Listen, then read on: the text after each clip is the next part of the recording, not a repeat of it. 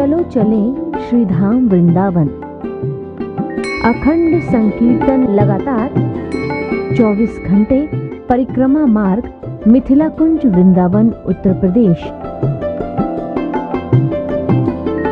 आओ सभी मिलजुल कर करें संकीर्तन और संत सेवा। कलयुग केवल नामधारा। आपके पुत्र पौत्र जिनके लिए आपने करोड़ों रुपए की संपत्ति छोड़ी है, वे आपके नाम से श्राद्ध पक्ष या अन्य किसी दिन में एक बार ब्राह्मण साधु संत का भोजन या हरिनाम संकीर्तन कराएं या ना कराएं, लेकिन संस्था ये गारंटी देती है कि आपके नाम से केवल इस जीवन में ही नहीं बल्कि आपके मरने के बाद भी एक दिन का संकीर्तन और श्रीधाम वृंदावन में एक संत का भोजन प्रतिदिन आपके नाम से चलता रहेगा। छोटी सी राशि में इतना बड़ा पुण्य, तो आप आज ही सेवा प्रकल्प से जुड़ें और कमाएं शाश्वत महापुण्य। मरने के बाद यमराज के पूछने पर आप गर्व से कह सकते हैं कि आपने एक ऐसा पुण्य किया है जिसके कारण आप स्वर्ग के ही नहीं बल्कि गोलोक वृंदावन के भी अधिकारी हैं। 21,000 की राशि में महान पुण्य तो आप प्राप्त करेंगे ही, साथ ही साथ आप संस्था के आजीवन सदस्य माने जाएंगे और साथ ही आश्रम आने पर साल में 3 दिन तक निशुल्क ठहरने एवं भोजन की व्यवस्था इसी राशि में प्राप्त करेंगे।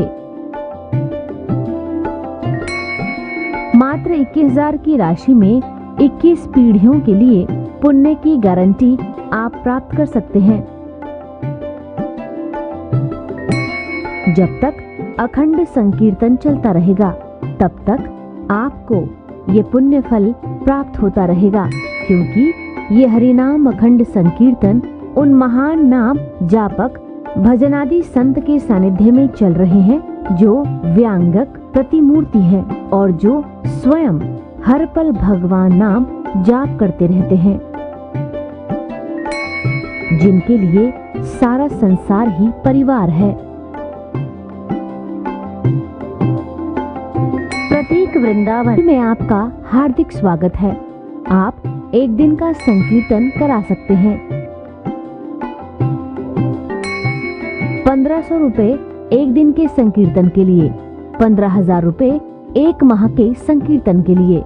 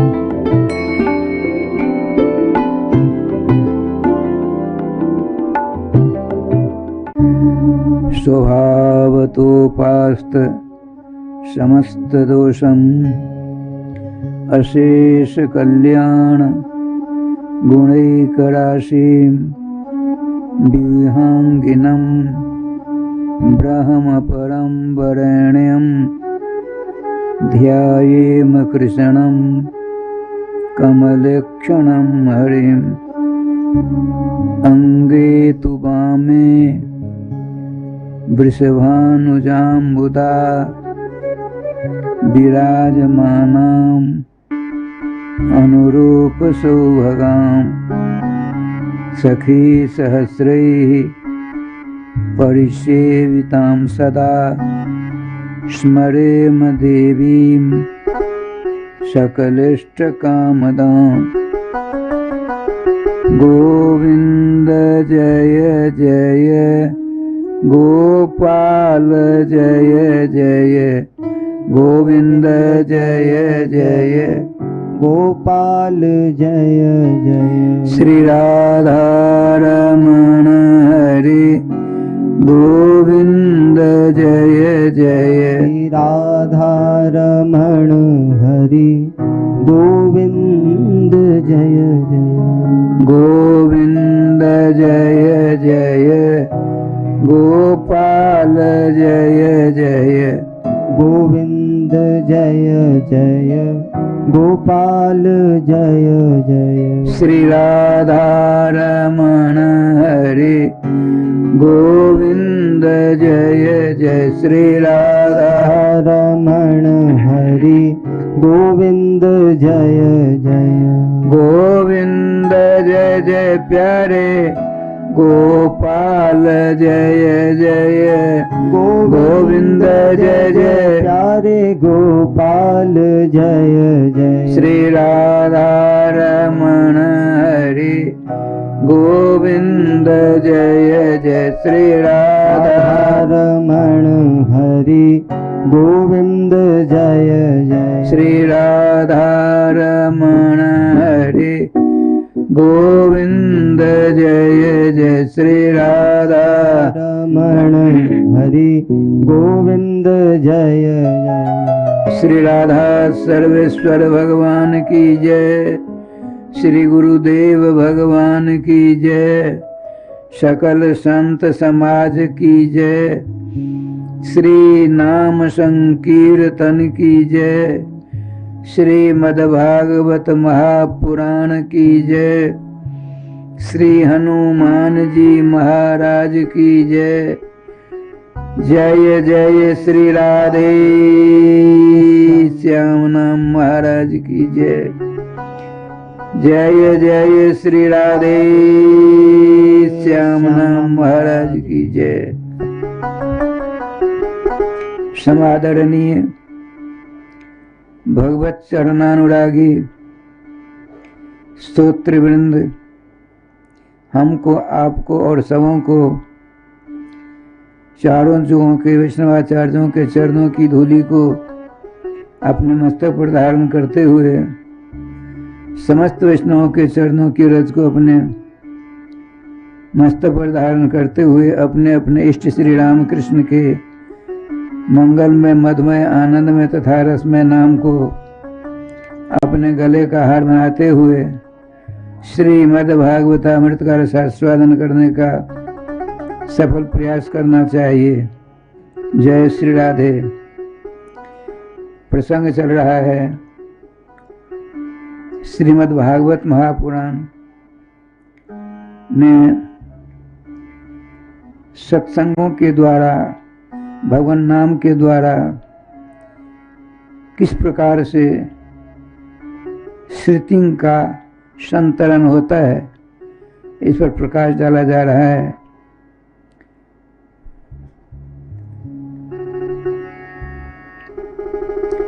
भगवान ब्रह्मा जी सृष्टि करने लगे। सर्वप्रथम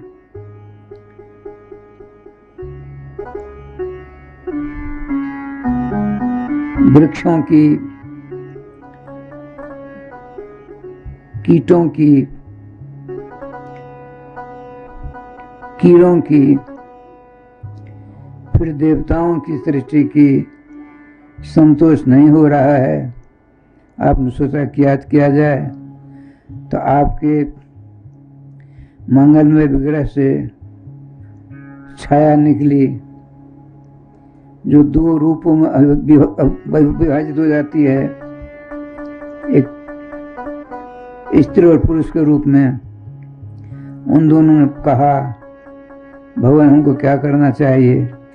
ब्रह्मा जी ने नामकरण किया, जो पुरुष था उसका नाम रखा स्वयंभू मनु, जो स्त्री थी उसका नाम रखा श्रीमती शत्रुपा जी। आपने कहा सृष्टि करो, सृष्टि कहाँ करें, जल ही जल दिखता है। तो भगवान ब्रह्मा जी ने नेत्र बनकर ध्यानस्थ होना चाहा, ध्यानस्थ हो भी गए। इतने में छींक हुई ब्रह्मा जी को, तो आपकी नासिका की एक शूलाक से, एक छिद्र से 12 का एक बच्चा निकला। 12 मन सुगर, सफेद बच्चा, छोटा सा, बड़ा चमचमाता हुआ। थोड़ी देर में वो पड्डा का समान धारण कर लिया, फिर हाथी के समान महाविशाल रूप धारण किया। ब्रह्मा जी ने सोचा अच्छा हुआ कि जल्दी ठीक हो गई, कहीं पेट में बढ़ता बढ़ता ऐसा मेरा पेट ही जाए गोपाल हो जाता। राधे राधे। ठाकुर जी कृपा देखी क्या लीला हुई। ब्रह्मा जी ध्यान तो कर देखते हैं कौन, अरे राधे राधे। भगवान सर्वेश्वर श्याम सुंदर ने 12 का रूप धारण किया है। देखिए पृथ्वी को चुराकर हिरण्यकशिपु का छोटा भाई हिरण्याक्ष वो पाताल में रखाया। पृथ्वी का लक्षण क्या है? तो तत्र गंधवती पृथ्वी, जिसकी गंध होती है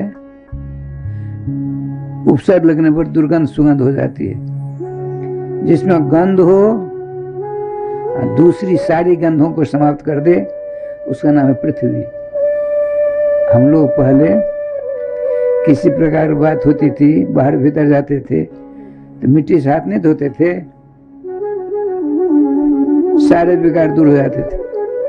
आज मिट्टी से दूर हो गई और न जाने क्या क्या डिटोल फिटोल, उसे हाथ धोते हैं तो डिटोल की बदबू हाथ में रहती है। लाख धो लीजिए आप, कुछ न कुछ उसका अंश रहेगा ही रहेगा। लेकिन मिट्टी के द्वारा हाथ धोने से किसी प्रकार की गंध नहीं रह सकती, बिल्कुल शुद्धतम कर देती है पृथ्वी। अच्छा, पृथ्वी में गंध होती है, गंध ग्रहण की शक्ति कान से लेत करते हैं, आपकी आंख से कि त्वचा से कि हाथ से, घ्राण से करते हैं, नाक से करते हैं। तो 12 को घ्राण इंद्रिय प्रधान हुआ करता है। 12 कौन सी गंध कहाँ रहती है इसका जितना ज्ञान 12 को होता है, सुअर को होता है, उतना किसी भी जीव को नहीं होता। तो भगवान को ढूंढना था क्या? पृथ्वी। घ्राणेंद्र प्रधान सुगर उदाहरण किया। और देखिए यहाँ शंकाएं होती हैं कि भगवान तो अंतर्जामी सब कुछ जानते हैं, उन्होंने ऐसा निकृष्ट रूप क्यों धारण किया? देखिए आत्मा शुद्ध बुद्ध मुक्त स्वरूप हुआ करती है। ये मनुष्य का चोला है, मक्खी का चोला है, सुगर का, गधे का, घोड़े का, हाथी का चोला है। लेकिन उन जीवों में जो आत्मा रहती है वह शुद्ध बुद्ध मुक्त स्वरूप भगवान श्याम सुंदर का अंश है। वह न जलती है, न गलती है, न उड़ती है, न मिट्टी के नीचे जाती है, सदा एक रस रहती है। अब जैसे मनोज जी के बालक, उस बच्चे का नाम है माधव, इंजीनियर नौकरी करता है बच्चा। उसकी इच्छा हुई कि हम चले अमेरिका, गए, वहां की पोशाक अच्छी लगी, दृष्टांत दे रहे हैं, पोशाक ले ली। फिर चले गए अफ्रीका, वहां की पोशाक ली। फिर रूस गए, 15-20 राष्ट्रों का भ्रमण किया, तो वहां से पोशाक ले आए, अपने यहाँ रख दिया। अब बहुत बड़ा उत्सव हो रहा है कहीं, तो रूस की पोशाक पहनकर उस माधव झा ने टहलना प्रारंभ किया। लोगों ने खड़े, रशियन कहाँ से आ गया? लेकिन जानने वाले राजा राम जी कह रहे ये तो माधव जी हैं।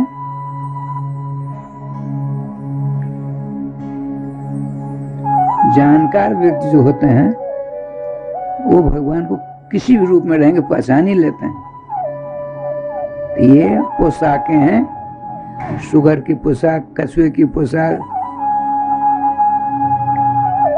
मछली की पोशाक, हैग्रीव की पोशाक। पोशाक से कुछ पहन लो भगवान, जो आपको पहचानते हैं उनको पहचानने में देर नहीं लग सकती। ठीक है। ब्रह्मा जी ने बड़ी स्तुति की, प्रभु अब सृष्टि हम कहाँ कर रहे हैं, क्या चिंता मत करो। बड़ी तेजी से गए नीचे और पृथ्वी को अपनी डार पर लेकर आ रहे थे। इतने में हिरण्यकश्यप का छोटा भाई हिरण्याक्ष बड़ा बलवान था। हिरण्याक्ष का अर्थ होता है हिरण्ये सुवर्णे अक्षिणी नेत्रे जैसे असो हिरण्याक्ष। आपके सोने के ऊपर जिसकी गिरध दृष्टि पड़ी रहे उसका नाम है हिरण्याक्ष। जहां कहीं सोना मिलता धावा बोलकर सब ले आता, भाई साहब को दे देता। उसका क्या नाम है? हिरण्यकश्यप। हिरण्ये कम सुखम तथा सा तथा सेते, सोना के ऊपर तांदू बोटा सो जाता था, बड़ा बलवान था। हिरण्यकश्यप से भगवान श्री विष्णु भी घबरा गए। स्वयं विष्णु को अपनी दृष्टि से समाप्त करके वो विष्णु बन बैठा, मैं भगवान हूं।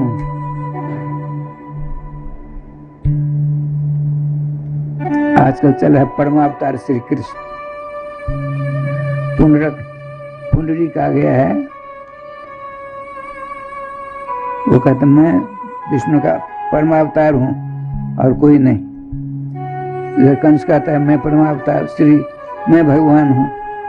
भगवान सबको जानता है, चलिए जाने दीजिए। हिरण्याक्ष सभी जगह चक्कर काटता काटता उससे युद्ध करने के लिए कोई तैयार नहीं, तो वरुण जी के दरबार में पहुंच गया। भगवान वरुण जी सिंहासन बैठे थे, अजीर वजीर सबके सब अपने अपने आसन में बैठे थे। वो तुरंत पहुंच गया, उनके सब हम गदा को नीचे रखा, यूं करके यूं ऐसा देखने लगा वक्र दृष्टि से। वरुण जी घबरा गए, ये कौन है? मैं तुरंत के ध्यान के द्वारा देखता, अरे भगवान श्री श्याम सुंदर महाविष्णु के ये पार्षद हैं, विजय का अवतार है हिरण्याक्ष, युद्ध करने के लिए आया है। उसने कहा आपने सर्वप्रथम राष्ट्रीय जगह आपने किया है, देवताओं दैत्यों दानवों को वशीभूत करके आपने राष्ट्रीय जग किया, मुझसे युद्ध करो।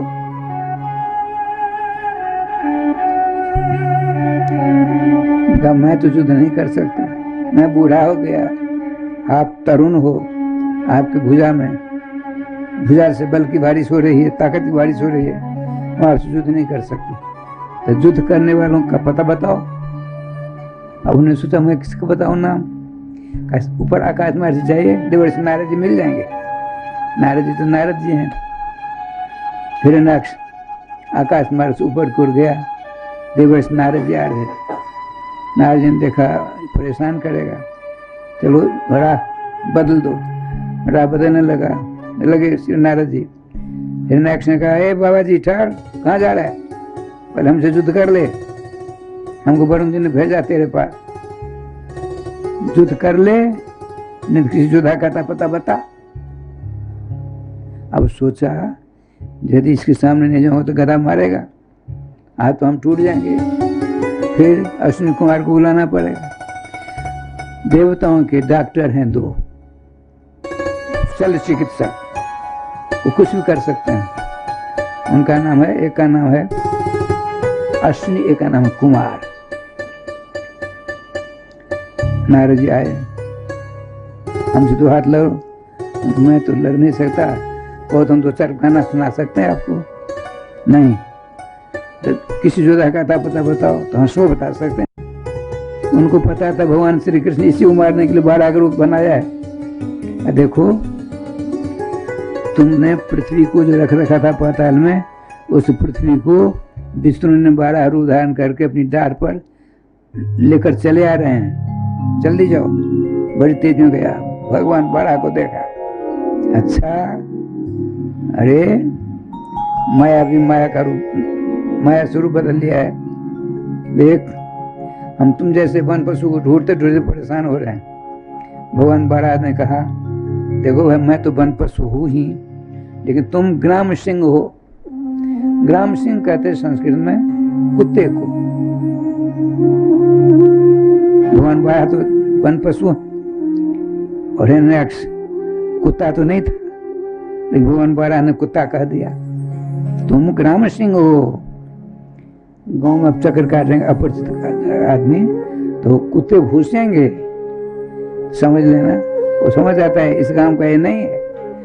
कुत्ते बड़े काकचेष्टी होते हैं। मैं एक जगह जा रहा था, कुत्ते बहुत थे। इधर से एक सज्जन आए, हम डर के मारे आगे नहीं बढ़ रहे थे, 5-7 कुत्ते थे।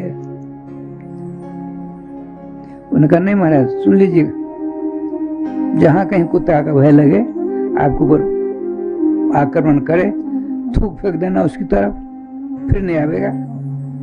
वो पहचान जाएगा आपका, मेरी जान पहचान में से कोई है।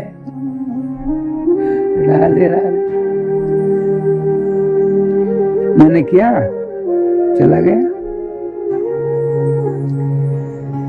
भगवान श्री बारह ने अपने संकल्प से पृथ्वी को रखा।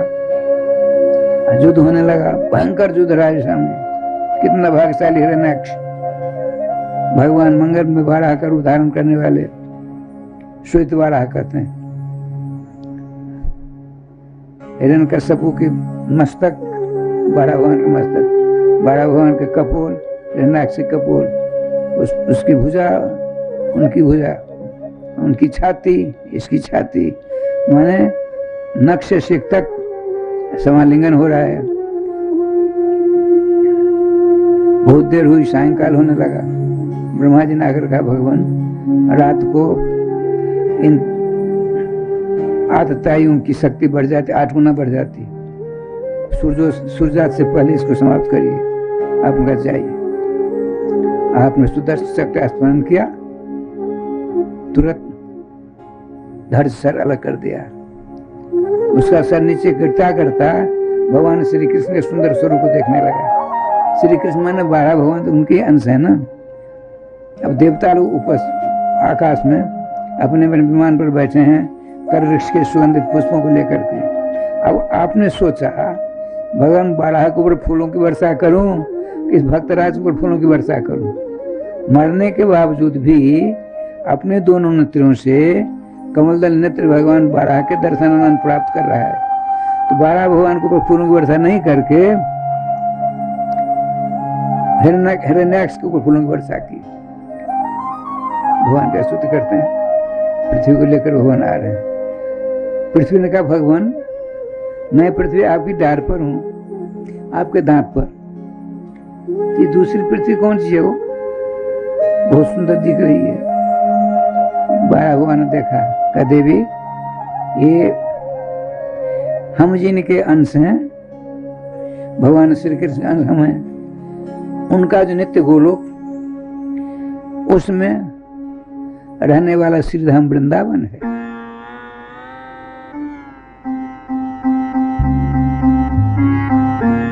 ये वृंदावन ही दिख रहा है। वो महाप्रलय में इसका कुछ नहीं होता है। बड़चौरा इसको इसका अंदर श्रीनाथ वृंदावन, श्री जमुना जी, गोवर्धन जी, नंदगांव, बरसाना सबके सब विद्यमान है। जब उनकी इच्छा होती है तो नित्य गोलोक से बड़चौरा कोष नीचे आ जाते हैं। उनकी इच्छा होती है बड़चौरासी कोष ऊपर चला जाता है गोलोक। स्थापना कर दिया। ब्रह्मा जी ने कहा, स्वयं मनु जी, शत्रुपा जी अब सृष्टि करो। सृष्टि करते हैं। 5 संतान, 5, 3 बेटियां 2 बेटे। दोनों बेटों में से एक का नाम है प्रियव्रत, बड़े का, छोटे का नाम है उत्तानपाद। बेटियों में से आकुति, देवहूति और प्रसूति। आकुति का विवाह ऋषि नाम के ऋषि के साथ कर दिया। देवहूति ने देवर्षि नारद जी के मुखारविंद से सुन रखा है। ब्रह्मपुत्र करदम जी गंधमादन पर्वत के शिखर पर भगवान के दर्शनों की अभिलाषा से तपस्यारत हैं। उन्होंने संकल्प कर लिया भगवान के दर्शन प्राप्त करने वाले कर्दम के साथ मैं अपना विवाह कराऊंगी, अन्यथा कुंवारी रहूंगी। तो सबसे छोटी बेटी का नाम है प्रसूति। प्रसूति का विवाह मनु जी ने दक्ष प्रजापति के साथ कर दिया। बहुत सारी बातें आ गई, आप लोगों ने सुना भी है। ठाकुर जी का विधान देखिए। इधर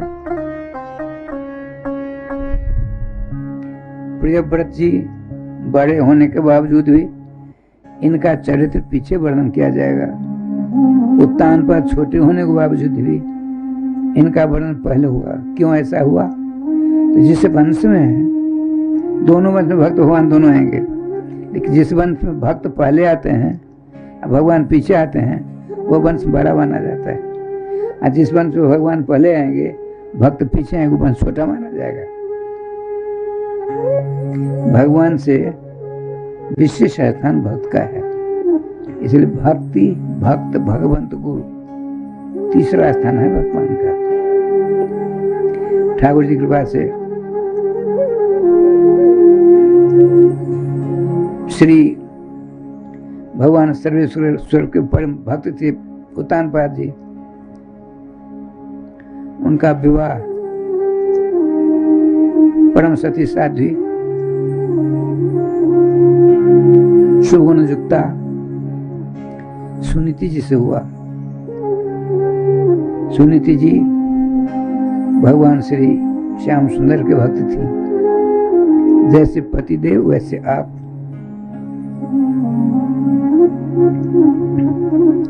बहुत अवस्था हो गई, संतान नहीं हो रही है। सारी प्रजा बार बार उत्तानपाद के पास माकर कहती है, भगवान दूसरा विवाह करो राजन। यह बड़ी पत्नी, बड़ी रानी साहिबा बंधिया है, इनके पेट से बच्चा नहीं हुआ, कहीं आपका कुछ होगा तो फिर राजगद्दी सुनी हो जाएगी। स्वयंभू मनु जी का है।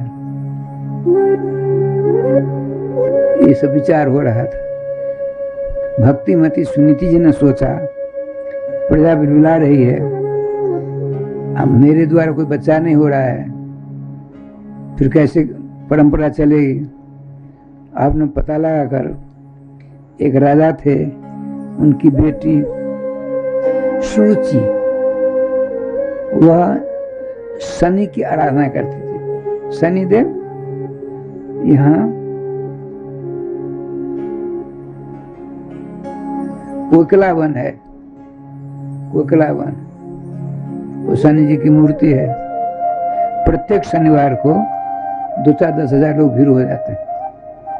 15-15, 20-20 टीना सरसों का तेल चढ़ता है। स्थान अपने हिंदवाड़ संप्रदाय का है। 1000 बीघा जमीन है। कोकिलावन की परिक्रमा भी होती है। शनि देव की उपासना करती थी। ये विष्णु की उपासना करती थी सुनीति। सुरुचि उसका मैं इसी शर्त पर, जिनकी आप पत्नी है महाराजा उत्तानपाद, उनसे विवाह करूंगी, मैं राजरानी पद मुझको मिले। तो सुनीति जी ने कहा ठीक है भगवान चलो। राजा साहब विरोध करते थे, तुम नहीं जानती हो बड़ी खतरनाक होती है कोई कोई स्त्री। नहीं भगवान, प्राण वल्लभ, अब प्रजा की दुख को तो नहीं देखते हो, प्रजा बिगड़ा रही है, दूसरा विवाह करिए आप। ठाकुर जी का बयान देखिए। राजा साहब कहते हैं, देवी तुम्हारे पेट से जो बच्चा होगा वही मेरा उत्तराधिकारी होगा। तब कब होगा? आपके बाल पक गए, सफेद हो गए, और चौथे पंडित पुकाने जाए, कुछ ही समय आप चले जाओगे जंगल में भजन करने के लिए, तो गति सुनी सुनी रह जाएगी। नहीं, हम जानते हैं सुनीति देवी को साथ लेकर के उत्तानपाद स्वयंभू मनु भजन कर रहे थे, वहां गए। दोनों नमस्कार प्रणाम किया। स्वयंभू मनु और शत्रुपा जी ने दोनों का आशीर्वाद दिया। उत्तानपाद ने कहा, ये आपकी बहू बार बार कहती दूसरा विवाह करो, राजकुमार नहीं हो रहा है, इसीलिए अब मैं कहता हूं कि तुम्हारा जो बच्चा है वही उत्तराधिकारी होगा मेरा। ये मान नहीं रही है। स्वयं मनु जी ने कहा, बेटी समय की प्रतीक्षा करो। नहीं ससुर साहब, पिताजी, सारी प्रजा बड़ी दुखी हो रही, बिलुला रही है, हमको नहीं देखा जाता है। हमने लड़की पसंद कर ली है, बड़ी रूपवती है, गुणवती है, ये नहीं समझती है जो शनि की उपासना करती है, बड़ा विप्लव खड़ा कर देगी वो। अंत तो कत्वा राय साहब को बड़ी रानी की बात माननी पड़ी। छोटी बहू से छोटी पत्नी आ गई घर। उसने आते ही यहाँ करामत करना प्रारंभ कर दिया। राजन, हमको आप महारानी का पद दो। कुंती सुनीति जी ने कहा, दे दीजिए। दे दिया। शनि बड़े खुश है उसके ऊपर। ये विष्णु भगवान की बड़ा आराधना करती हैं और ये करते हैं दोनों, बड़ा नाराज है। उसने अपने दूत भूतों को भेजा ताकि संजोगवादी गर्भवती हो गई श्रीमती बड़ी रानी सुनीति जी। अब उसके गर्भ को समाप्त करने के लिए छोटी सुरुचि शनि की आराधना करने लगी। शनि जी तब तक राय साहब ने शनि का देख कितना बड़ा प्रकोप हुआ। छोटी रानी ने कहा, महाराज यदि मुझको रखना चाहते हो तो इसको हटाओ। एक मैन दो तलवार नहीं रहा करते, नहीं इनको रखते हो तो हम चलती हैं, बिहार चली जाएंगी। इस शनि का चक्कर है सब। राय साहब ने कहा, ठीक है, उनको रथ पर कहा जाइए आप जंगल में। पतिदेव के चरणों नमस्कार किया। भगवान विष्णु को नमस्कार करके रथासीन होती हैं। थोड़ी दूर बाद उपवन है, जंगल है, बहुत बड़े बड़े महात्मा ऋषि मुनि वहाँ भजन भजन कीर्तन के लड़के बच्चे, ऋषि पत्नियां भी हैं। जंगल के सहारे रथ से उतरती हैं। कहा, सारथी देखो दोबारा नहीं आना कभी। राज साहब भेजे भी तुम मेरे पास नहीं आना, अब मैं ये रहूंगी। गर्भवती थी, जंगल की राह लेती हैं, एकदम प्रकाशवती, क्यों उनके पेट में दुर्बजी हैं, उनके शरीर से प्रकाश निकल रहा था। महात्माओं ने देखा, राजमाता कैसे आ गया। ध्यानस्थ होकर सब देखते हैं, सारा दृश्य सामने आ गया। शनि का खेल है। भगवान विष्णु से प्रार्थना करते ऋषि लोग, भगवान शनि ने अपना चक्र चला दिया है, रक्षा करिए आप। इनके पेट में बहुत बड़ा भक्त आपका है, भक्ति माँ की रक्षा आप करें। भगवान ने शुभ ग्रहों को भेजा, शनि ग्रह मंगल ग्रह आदि को दूर करने के लिए। सारे ग्रह इनकी रक्षा करते हैं, शनि के सारे प्रकोप दूर। तब तक वह गर्भवती होती छोटी रानी।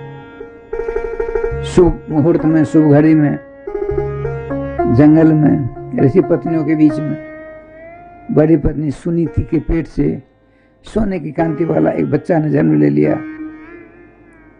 फूलों की बारिश होती है जंगल में।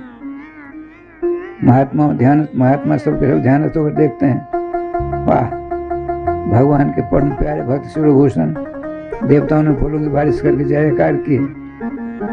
10 महीने पिता पुत्र से नाम करदम कुरजात। 10वें दिन ऋषियों ने बैठ करके नांद मुक्त आदि करके नाम रखा ध्रुव। ध्रुव कहते हैं सत्य को।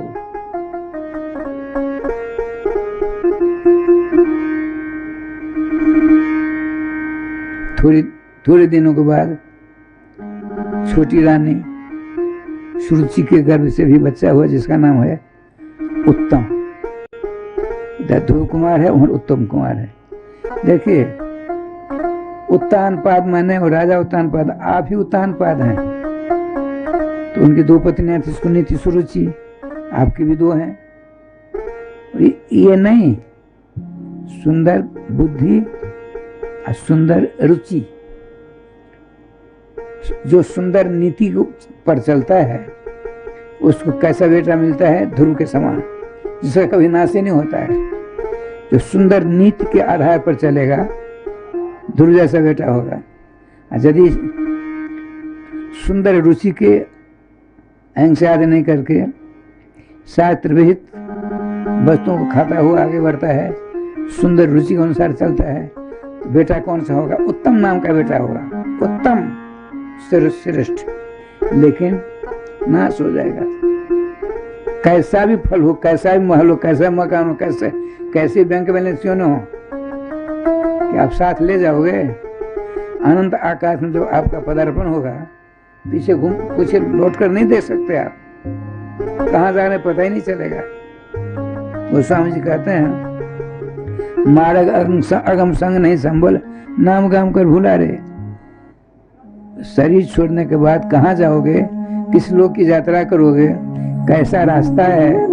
रास्ते में धर्मशाला दुकान आदि है कि नहीं, कुछ पता नहीं है। कोई लौट कर आवे तब न कहे तो वहाँ ऐसा है, वहाँ ऐसा है, वहाँ वैसा है। शास्त्रों के आधार पर सारी बात कही जाती है।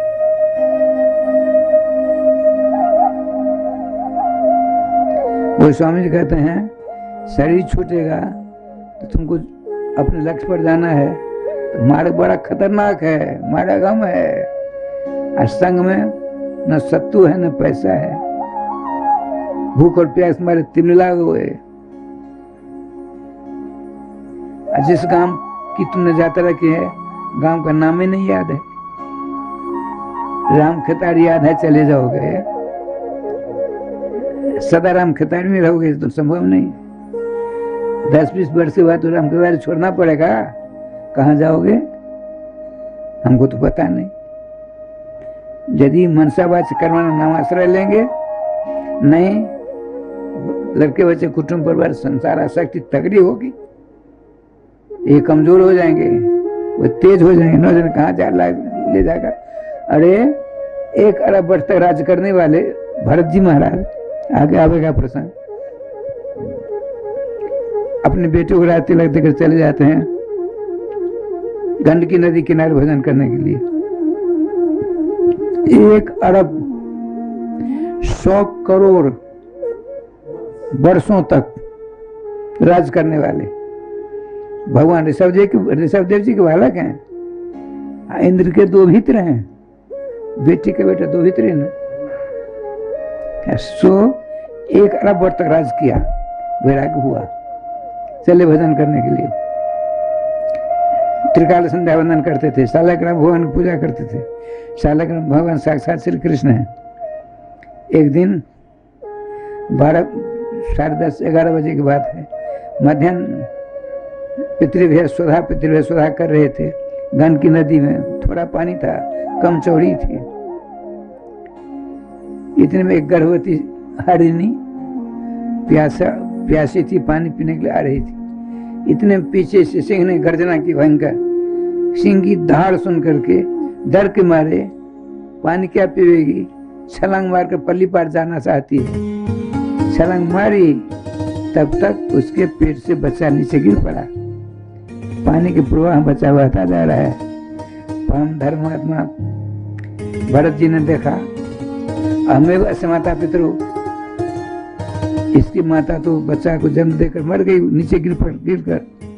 ये बताया जा रहा है इसका माता पिता तो मैं हूं, यदि मैंने इससे रक्षा नहीं की तो दोष लगेगा।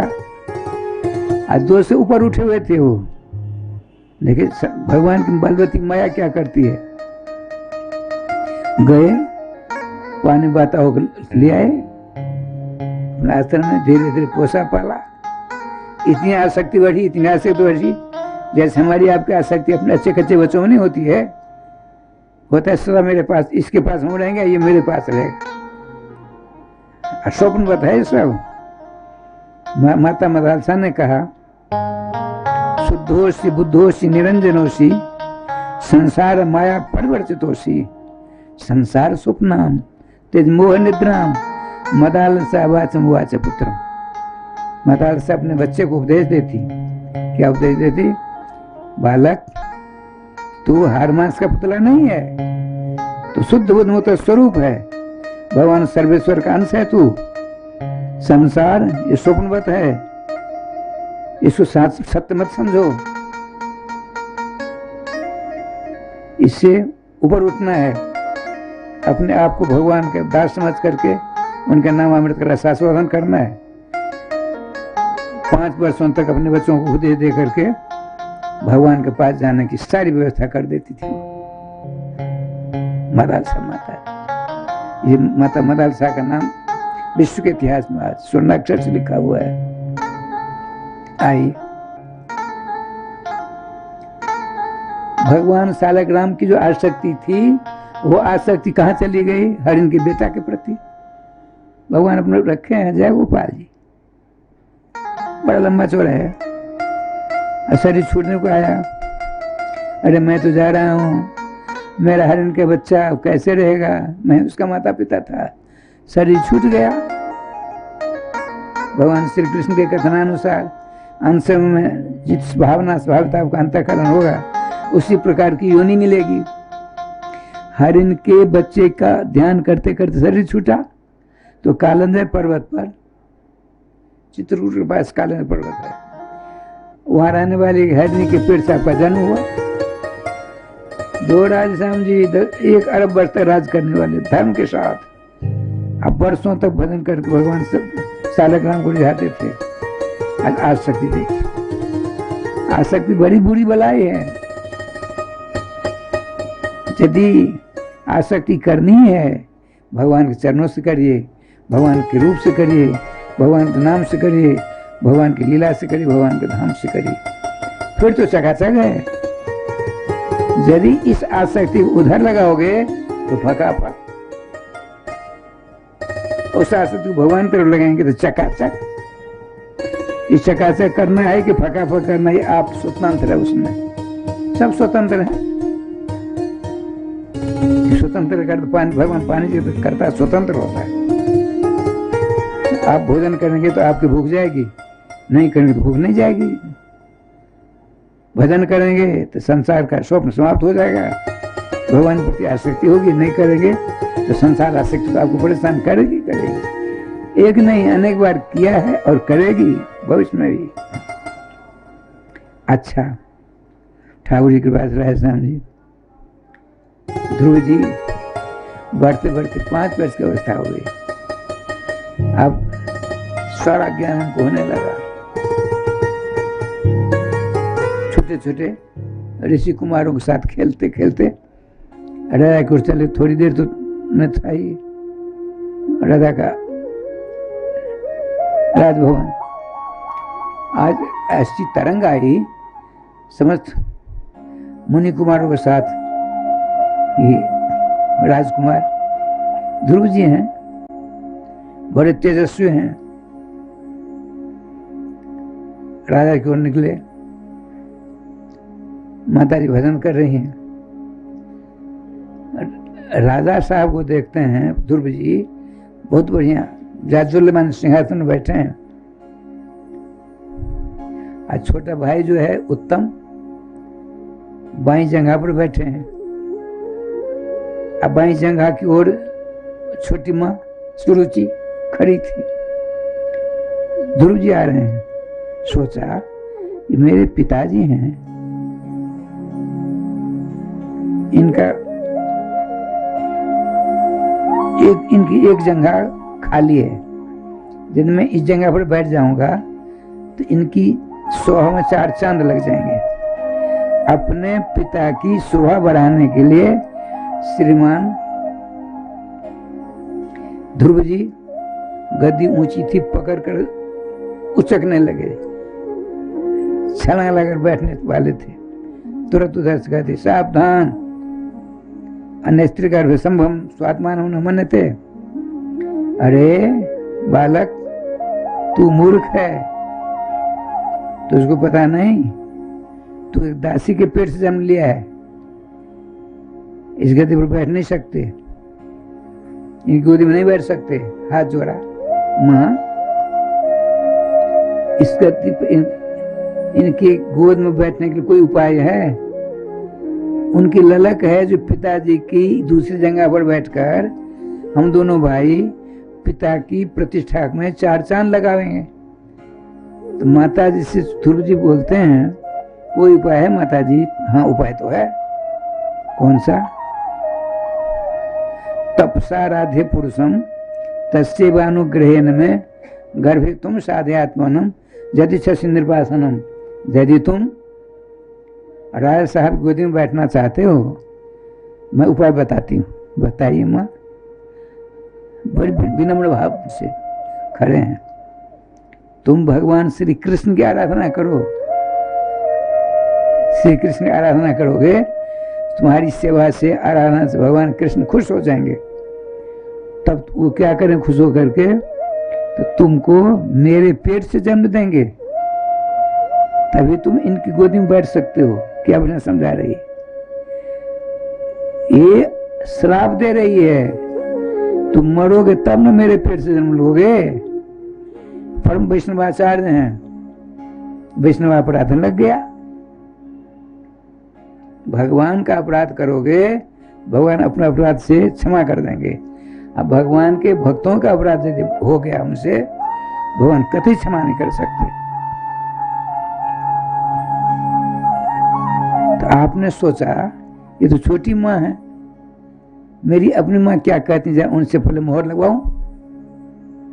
पहुंचते हैं, छोटे छोटे बच्चों ने जाकर कह दिया ऐसी ऐसी बात है, राजा चाहते थे गोदी में बैठे, लेकिन उनकी छोटी माँ, आपकी छोटी सौतन ने कहा नहीं, जाओ भगवान का भजन करो, तभी मेरे पेट से जन्म होगा, तब तुम बैठ सकते हो।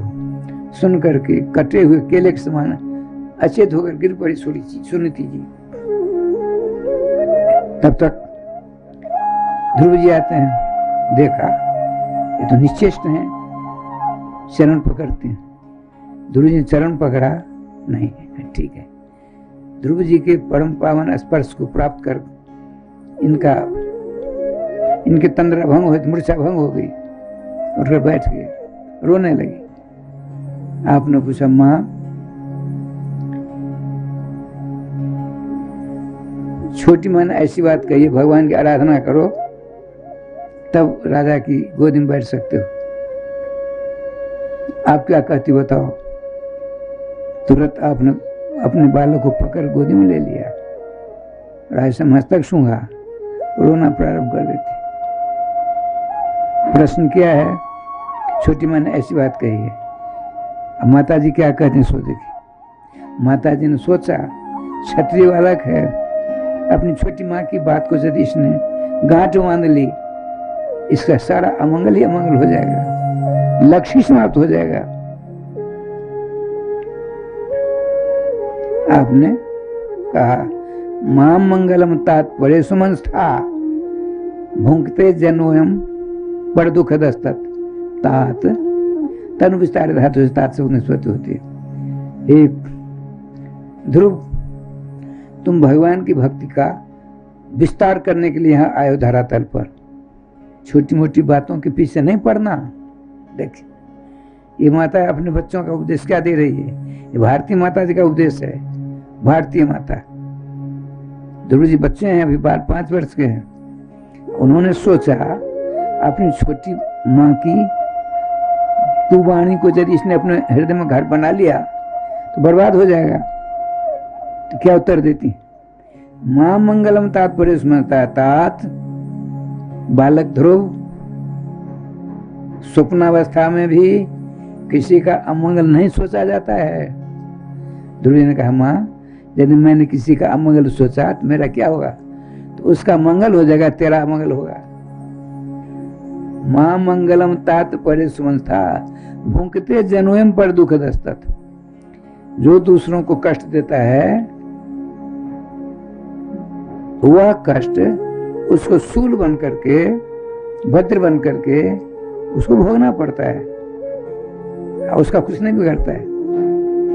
इसलिए ध्यान रखो, किसी को कष्ट नहीं देना है, किसी के लिए अमंगल नहीं सोचना है भविष्य में। ये माँ का लक्षण है। कलयुग में माता पिता कैसे होंगे? श्री सुखदेव, श्री गोस्वामी तुलसीदास कहते हैं, मातु पिता लड़के नहीं भुला वहीं, उधर भरे सो सीख सिखा वहीं। किसी को मारो काटो जो करो, तुम्हारा पेट भरना चाहिए, हमारा पेट भरना चाहिए। मातु पिता लड़के नहीं बोला वहीं, बात बुला करके उधर भरे सो सीख सिखा वहीं। प्रत्यक्ष हो रहा है, देख रहे हैं। माँ एक बात बताओ, छोटी माँ ने कहा भगवान का भजन करो तब तुम राधा की गोद में बैठ सकते हो। क्या भगवान का भजन करके राधा की गोद में बैठ सकते हैं? सुनो सुनो, तुम्हारे पिताजी को जो चक्रवर्ती का पद मिला है भगवान के भजन से ही मिला है। और तुम्हारे दादा जो मनु जी महाराज हैं, स्वयंभू मनु, स्वयंभू नाम है, भगवान श्री कृष्ण की आराधना से ही मनु पद मिला है उनको। और तुम्हारे पर बाबा ब्रह्मा जी, उनको ब्रह्म पद कैसे मिला मालूम है? नहीं माँ, भगवान श्री कृष्ण की आराधना करके, तपस्या करके उनको ब्रह्म पद मिला है। सर्वोपरि श्याम सुंदर है श्री कृष्ण। यदि तुमको जो चाहिए जाओ भगवान का भजन करो। मस्तक सूंघा, आशीर्वाद दिया, जाओ। माता जी की एक परिक्रमा करते हैं, माता जी के चरणों की धूलि को अपने मस्तक पर धारण करते हैं। बताते हैं श्री सुखदेव जी महाराज राजन, निश्चक्राम पुतुः पुरात, भगवान के दर्शन करने के लिए पिताजी का नगर छोड़ दिया। पिताजी का उत्तानपाद का नगर छोड़ा, आगे बढ़ते हैं। भगवान ने सोचा तो गजब हो गया, शास्त्रीय परंपरा को ही चुनौती दे डाली इन्होंने। निगोरा पंथ न पावे, बिनु गुरु भवनी देता रहे न कोई। भगवान श्री राघवन सरकार के परम भक्त शिवभूषण रामचरितमानसकार गोस्वामी जी कहते हैं, गुरु बिनु भव निधि तरह न कोई, जो बिरंच शंकर सम होई।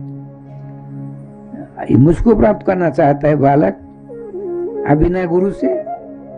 देखिए टीकाकार बहुत बढ़िया बात बताई है। आप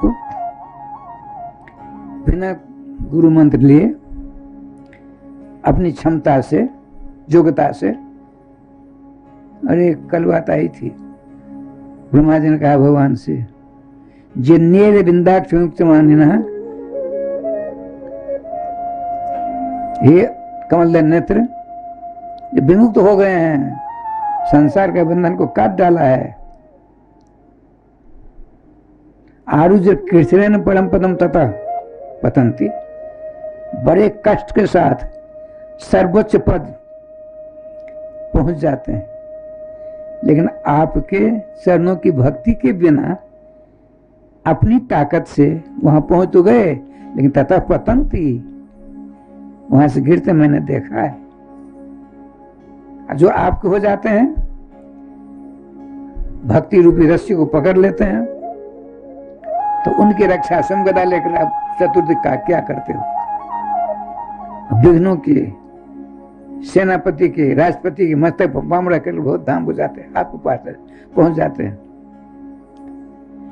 भगवान ने सोचा है तो परंपरा गलत हो जाएगी। देवर्षि नारद जी का स्मरण कर, नारद जी आ गए। नारद जी, हाँ जो ध्रुव जी को संभालो, समझ गए सब बात। नारद जी आ गए सामने। जंगल में तो महात्मा रहते थे, महात्मा के वेश में श्री नारद जी को देखकर चरणों नमस्कार किया, उनके चरणों में मस्तक धारण किया। नारद जी ने सोचा संस्कारी बालक है, संस्कारी बालक है, तो क्षत्रिय कुमार है। क्षत्रिय कुमार जो ठान लेते हैं बिना के नहीं लौटते हैं। आपने पूछा, देखो तुमको तो अभी खेलने का समय है, कहाँ चले हो? हम भगवान के दर्शन करने जा रहे हैं महात्मा जी, भगवान के दर्शन करने जा रहे हैं, जैसे कि गपशप में करते हैं। अरे भगवान ऐसे गाजर मूली के सामान मिल जाएंगे तुमको? कैसे नहीं मिलेंगे? बहुतों को मिले तो हमको कैसे नहीं मिलेंगे? हमने कौन सा अपराध किया उनका? क्यों नहीं मिलेंगे? मैया जी माता ने कहा है तुमको भगवान मिलेंगे। हम अपनी माता की बात को मानकर चले हैं घर से। अरे दुराराध्य सुधारी, बड़े बड़े जोगी रहते थे सन्यासी लोग, धरना ध्यान समाधि लगा करके मर गए, पर नहीं मिले भगवान, और नहीं मिलेगा, नहीं मिलेगा, हम बिना मिले हम नहीं लौटेंगे। हमारी प्रतिज्ञा है, जब तक श्याम सुंदर नहीं बने तब तो मैं घर नहीं लौटूंगा। राधे राधे हिला डुला करके आपने अच्छी तरह राधे राधे कर दिया। कहा नहीं, ये बाकी हम साधु है। आपने कहा जन्म ने अभेता पंथा, तुम्हारी माँ ने जो कहा है वही रास्ता ठीक है। लेकिन एक बात है, तुम मंत्र नहीं लिए हो, मंत्र दे दीजिए बाबा, बाबा आप आए मंत्र दे दो। राधे राधे। बताते हैं जिलेबी खाए, जिलेबी कभी इमरती, वो जो इमरती हम कहते हैं जलेबी की नानी इमरती होती है, जिलेबी की नानी होती है, बहुत खर्चा होता है उसमें, काफी परिश्रम करना पड़ता है, जिलेबी में कुछ नहीं। तो अमृति बहुत बढ़िया बनकर तैयार है, बिना चाशनी खाओ आप, जीवा छील देगी। चाशनी में डूबो करके भगवान घोल लगाकर खाइए, चकाचक राधे राधे हो जाएगा। श्रीमान भगवान श्री श्याम सुंदर आपको मिलेंगे बिना गुरु किए, लेकिन बिना चाशनी के मृत्यु के समान मिलेंगे। वर्तमान में विश्व में जितने समुद्र हैं, सारे समुद्रों का पानी खारा है। खारा माने नमकीन। रामेश्वर जी की तरफ गए होंगे कभी? गए रामेश्वर जी, जगन्नाथ जी, भाई हो तो गया, वही तो बात है। जगन्नाथ जी में समुद्र पानी पीने लायक है ना? अरे राम राम राम। 52 ईस्वी में गए हम, 33 में मेरा जन्म है। मधुरा से गए थे चौबन, जिसमें मेरा भी नाम था। कभी तो देखा नहीं था समुद्र, किसी ने नहीं देखा था। शौचालय करके वहां गए, हाथ मट्टी कर रहे थे और लहर आई बड़ी जोर से, लोटा ले लेकर सब भागे, हम लोटा छोड़कर भागे, समझे? लोटा छोड़कर भागे बहुत दूर। वो बड़ी तेजी में पकड़ना चाहता, हम लोग और तेजी में भागे। 4 दिन रहे, फिर तो बहुत आधा किलोमीटर चले जाते थे। लोटा चला गया, साधु साहिब लोटा 2-3 बार आया, लेकिन डर के मारे कहीं ले न जाए उठाकर, लेकिन कुछ नहीं, उसके ऊपर छोड़ दिया अपने आप को, ले जाएगा ले आएगा, लहर ले जाएगी ले आएगी। खूब चकाचक झूला झूलते रहिए आप, खूब झूले। दूसरे तीसरे दिन जाए हम, लोटा कहीं रखा होगा तो गया, अंदर से गया। जितने समुद्रों का पानी आजकल है सब नमकीन है। बादल अपने सुर से, मुख से पानी लेता खड़ा, और उससे मुख में जाता ही मीठा हो जाता है। बारिश होता है, बारिश होती है, कितनी फसलें लहलाती है। इसी प्रकार से बिना गुरु बनाए भगवान मिलेंगे तो खारे पानी के समान। गुरु में खी होकर जब प्रयास करोगे भगवान मिलने, कैसे मिलेंगे? तो मीठे पानी के समान। पहले पत्थरपुरा है, मोहल्ला है पत्थरपुरा, उसमें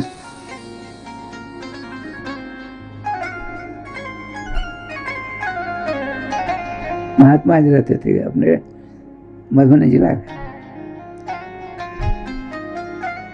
वृंदावन रसोईया का काम करते थे। बहुत विलक्षण संत थे, बहुत विलक्षण संत।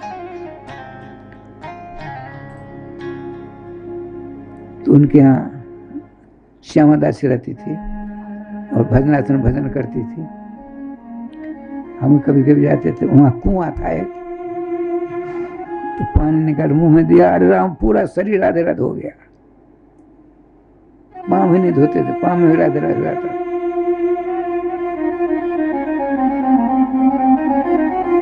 संजोग से ठाकुर जी की कृपा, संत महात्मा का आशीर्वाद, यहाँ मीठा मीठा पानी हो गया। यहाँ इनके पिता के आशीर्वाद राधे से कुआं था। कुआं बनाया जाए तो 4900 रुपये लगे उन दिनों में, 100 कम 5000। कुआं खोदा गया। हम प्रबंधक थे, विद्यालय रोज जाते थे। आज देरी से पहुंचे। बिहार जी गोसाई थे, बद्रीनाथ गोसाई, वो महाराज बहुत देर लगाई। गोस्वामी जी आज टीटी साहब कुआं बनवा रहे हैं अपने यहाँ, खारा पानी, आप आशीर्वाद दीजिए वहाँ के बिहारी की गोस्वामी, और मीठा हो जाएगा।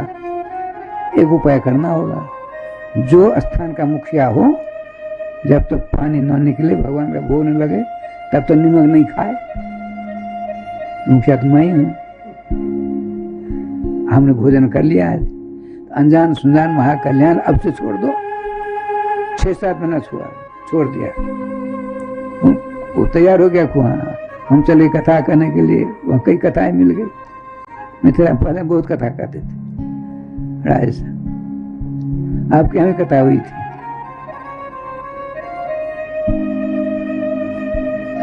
छह महीना कुछ दिन के बाद आए तो ठाकुर जी को भोग लगा, पानी पिया, बहुत बढ़िया चकाचा हुआ। ब्रजवासी की बात भगवान बहुत जल्दी सुनते हैं, इसीलिए भगवान कहते हैं ब्रजवासी वल्लभ सदा मेरे हृदय प्राण, इनको कबो ने त्यागी हो मुझे नंद बाबा के यहाँ। नंद बाबा के चरणों की सौगंध खाकर हम कहते हैं ब्रजवासी सदा मेरे पास में, हम उन्हीं के पास सदा रहे, कभी नहीं जाएंगे। ब्रज से बाहर भगवान श्री कृष्ण गए ही नहीं, सौगंध खाकर कहते हैं। नारद बाबा पूछते कहाँ रहते हैं आप? श्रीधाम वृंदावन में। वृंदावन में पढ़ते थे पाद्मगमन गच्छति, पाद्मगमन गच्छामि तक तो वृंदावन मुने, ये मुनि बार हम श्रीधाम वृंदावन छोड़ कहीं जाते ही नहीं। तो फिर कंस को किसने मारा? वसुदेव नंदन ने। गीता का पाठ किसने दिया? वसुदेव नंदन ने।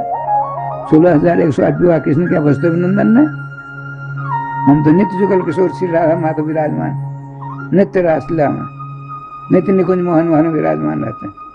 हमारी अनंत सखियां हैं, अनंत सखियों में हमारी जैसी जैसी इच्छा होती है तदनुसार लोग लाड लहराते रहते हैं। श्री वृंदावन बिहारी लाल की जय। ठाकुर जी की कृपा से नारद जी ने मंत्र दिया। निम्बार संप्रदाय का आचार्य हैं, 12 चंदन लगाया, छाप लगा दी, कंठी बांधी, शरणागत मंत्र अष्टादशाक्षर मंत्र को उड़ा दिया और कहा अष्टादशाक्षर नहीं, यहाँ 12 मंत्र दिया। अष्टादशाक्षर मंत्र बहुत सारे भेद होते हैं, कर्मदीपिका में लिखा हुआ है।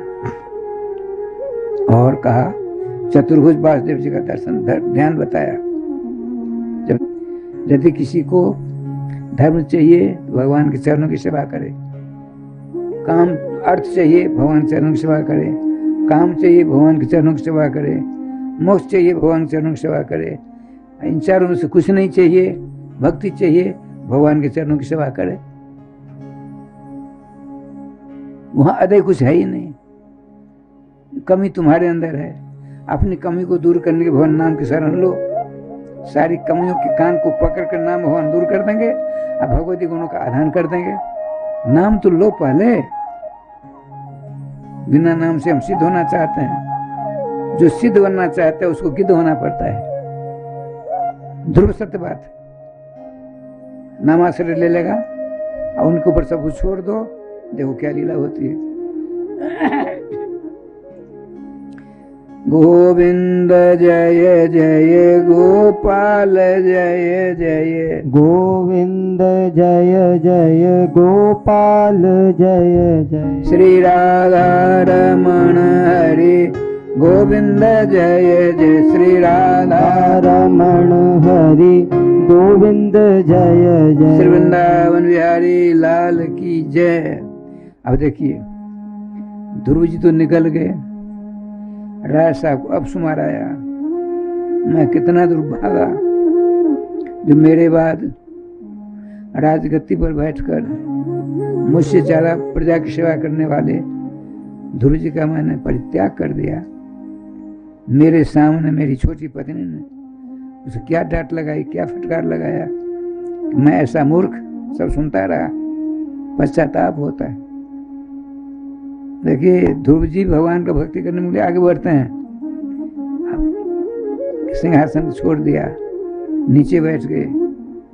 मतिम मुझमें मूल में लिखा है मतिम पुत्रे चकार है। अपने मन को अपने बेटे भक्तराज ध्रुव जी में लगा दिया।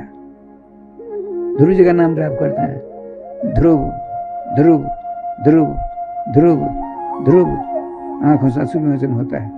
हरि लाल की जय, श्री राधा सर्वेश्वर भगवान की जय। आप सभी आए हुए भक्तों का हार्दिक अभिनंदन, स्वागत एवं राधाष्टमी के पावन पर्व पर चल रहे सद्गुरुदेव भगवान के सानिध्य में इस दिव्य कार्यक्रम में आप सभी लोगों का हार्दिक अभिनंदन, स्वागत। हमारी मिथिला कुंज सेवा प्रकल्पों में जिन्होंने दान दिया है 1500 रुपये श्री कृष्ण कुमार जी मुंबई से, जो कि संकीर्तन सेवा करते हैं, संकीर्तन सेवा के लिए 1500 रुपये का दान देते हैं। एक बार जोरदार तालियों से इनका अभिनंदन, स्वागत। 1100 रुपये श्रीमती नेहा कुमारी जो कि गुजरात से हैं, भागवत मंदिर के लिए 1100 रुपये की सेवा प्रदान करती हैं। एक बार जोरदार तालियों से इनका भी अभिनंदन, स्वागत कीजिए। श्री रमेश ठाकुर जो कि बिहार से हैं, संत सेवा के लिए 2100 रुपये का दान हमारी संस्था को प्रदान करते हैं। एक बार जोरदार तालियों से इनका भी अभिनंदन, स्वागत। श्री देवेंद्र वर्मा सूरत जो कि 1500 रुपये का दान संकीर्तन सेवा के लिए हमारी संस्था को दान कर रहे हैं। एक बार इनके लिए भी जोरदार तालियों से अभिनंदन। 3100 रुपये का दान श्री उर्मिला देवी जो कि पंजाब से हैं, संत सेवा के लिए हमारी संस्था को दान देती हैं। एक बार जोरदार तालियों से इनका भी अभिनंदन, स्वागत। जय जय श्री राधे, जय जय श्री श्याम। मथुरा से दक्षिण दिशा में परिक्रमा मधुवन आता है। मधु नाम के दैत्य को भगवान राम ने शत्रुघ्न जी के द्वारा मरवाया था, मधुवन नाम पड़ गया। ठाकुर जी की कृपा से आप नारद बाबा आए उत्तानपाद के पास, लेटे हैं, रो रहे हैं, धुर धुर कर रहे हैं, नेत्र बंद है, आंसू चुचा रहा है। आप पहुंचे, राजन तुरंत उठ गए, चरणों में गिरे। हे गुरुदेव बताओ, मेरे लाला थका मांदा कहीं किसी पेड़ के नीचे सो गया होगा, किसी भेड़िया ने खा तो नहीं लिया उसको, सही से बताया। आप तो सूर्य बन रटते भी हो भूवि, जैसे सूर्य त्रिलोकी में चक्कर काटा करते हैं, इसी प्रकार से आप बीना बजाते हरिण गाते त्रिलोकी में चक्कर काटते हो। मेरे बालक ध्रुव का आता पता बताओ। राजन उनकी चिंता मत करो, देवगुप्तम सुनिश्चितम, देवताओं के द्वारा उनकी रक्षा हो रही है, आप उनकी चिंता मत करो। देखिए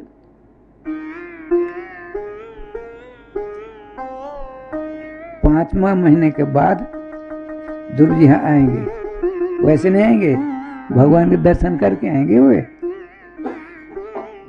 आप प्रजा पालक हो, प्रजा की रक्षा करिए। मैं वचन देता हूँ ध्रुव जी अवश्य आएंगे। उनके बाल को काल भी नहीं मोड़ सकता है, काल के ऊपर जाएंगे वो। अब चिंता उनकी मत करो, आप अपनी प्रजा की रक्षा करो। राजा को विश्वास हुआ, बड़े आनंद से राजा याद करने लगे।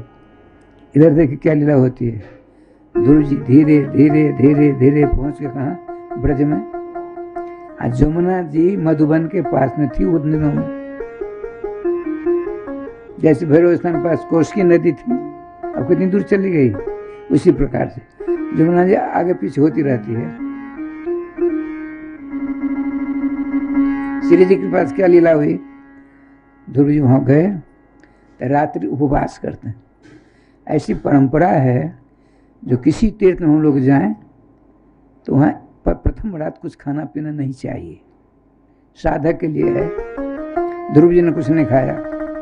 दूसरे दिन स्नान करते हैं जमुना जी में, और मनोमयी मूर्ति चतुर्भुज भगवान श्री श्याम सुंदर के हृदय में रख रखा था, उनकी पूजा करते हैं।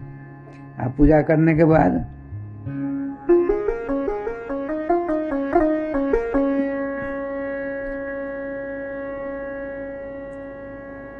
तीन दिन के बाद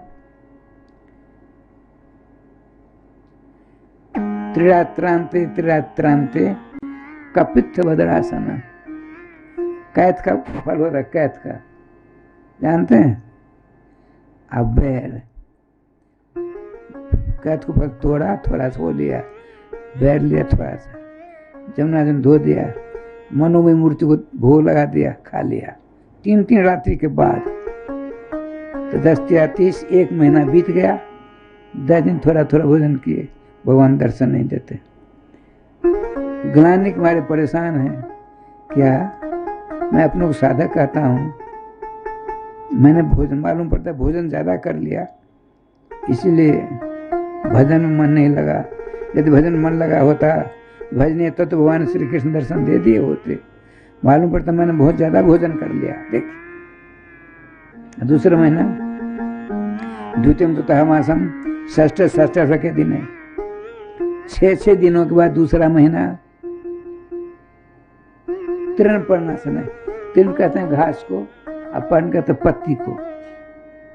पार्वती तपस्या करने जाती हैं तो पत्ती खाती थी, पत्ती बेल की, बेर की, किसी किसी की। लेकिन कुछ दिनों बाद उसको भी छोड़ दिया,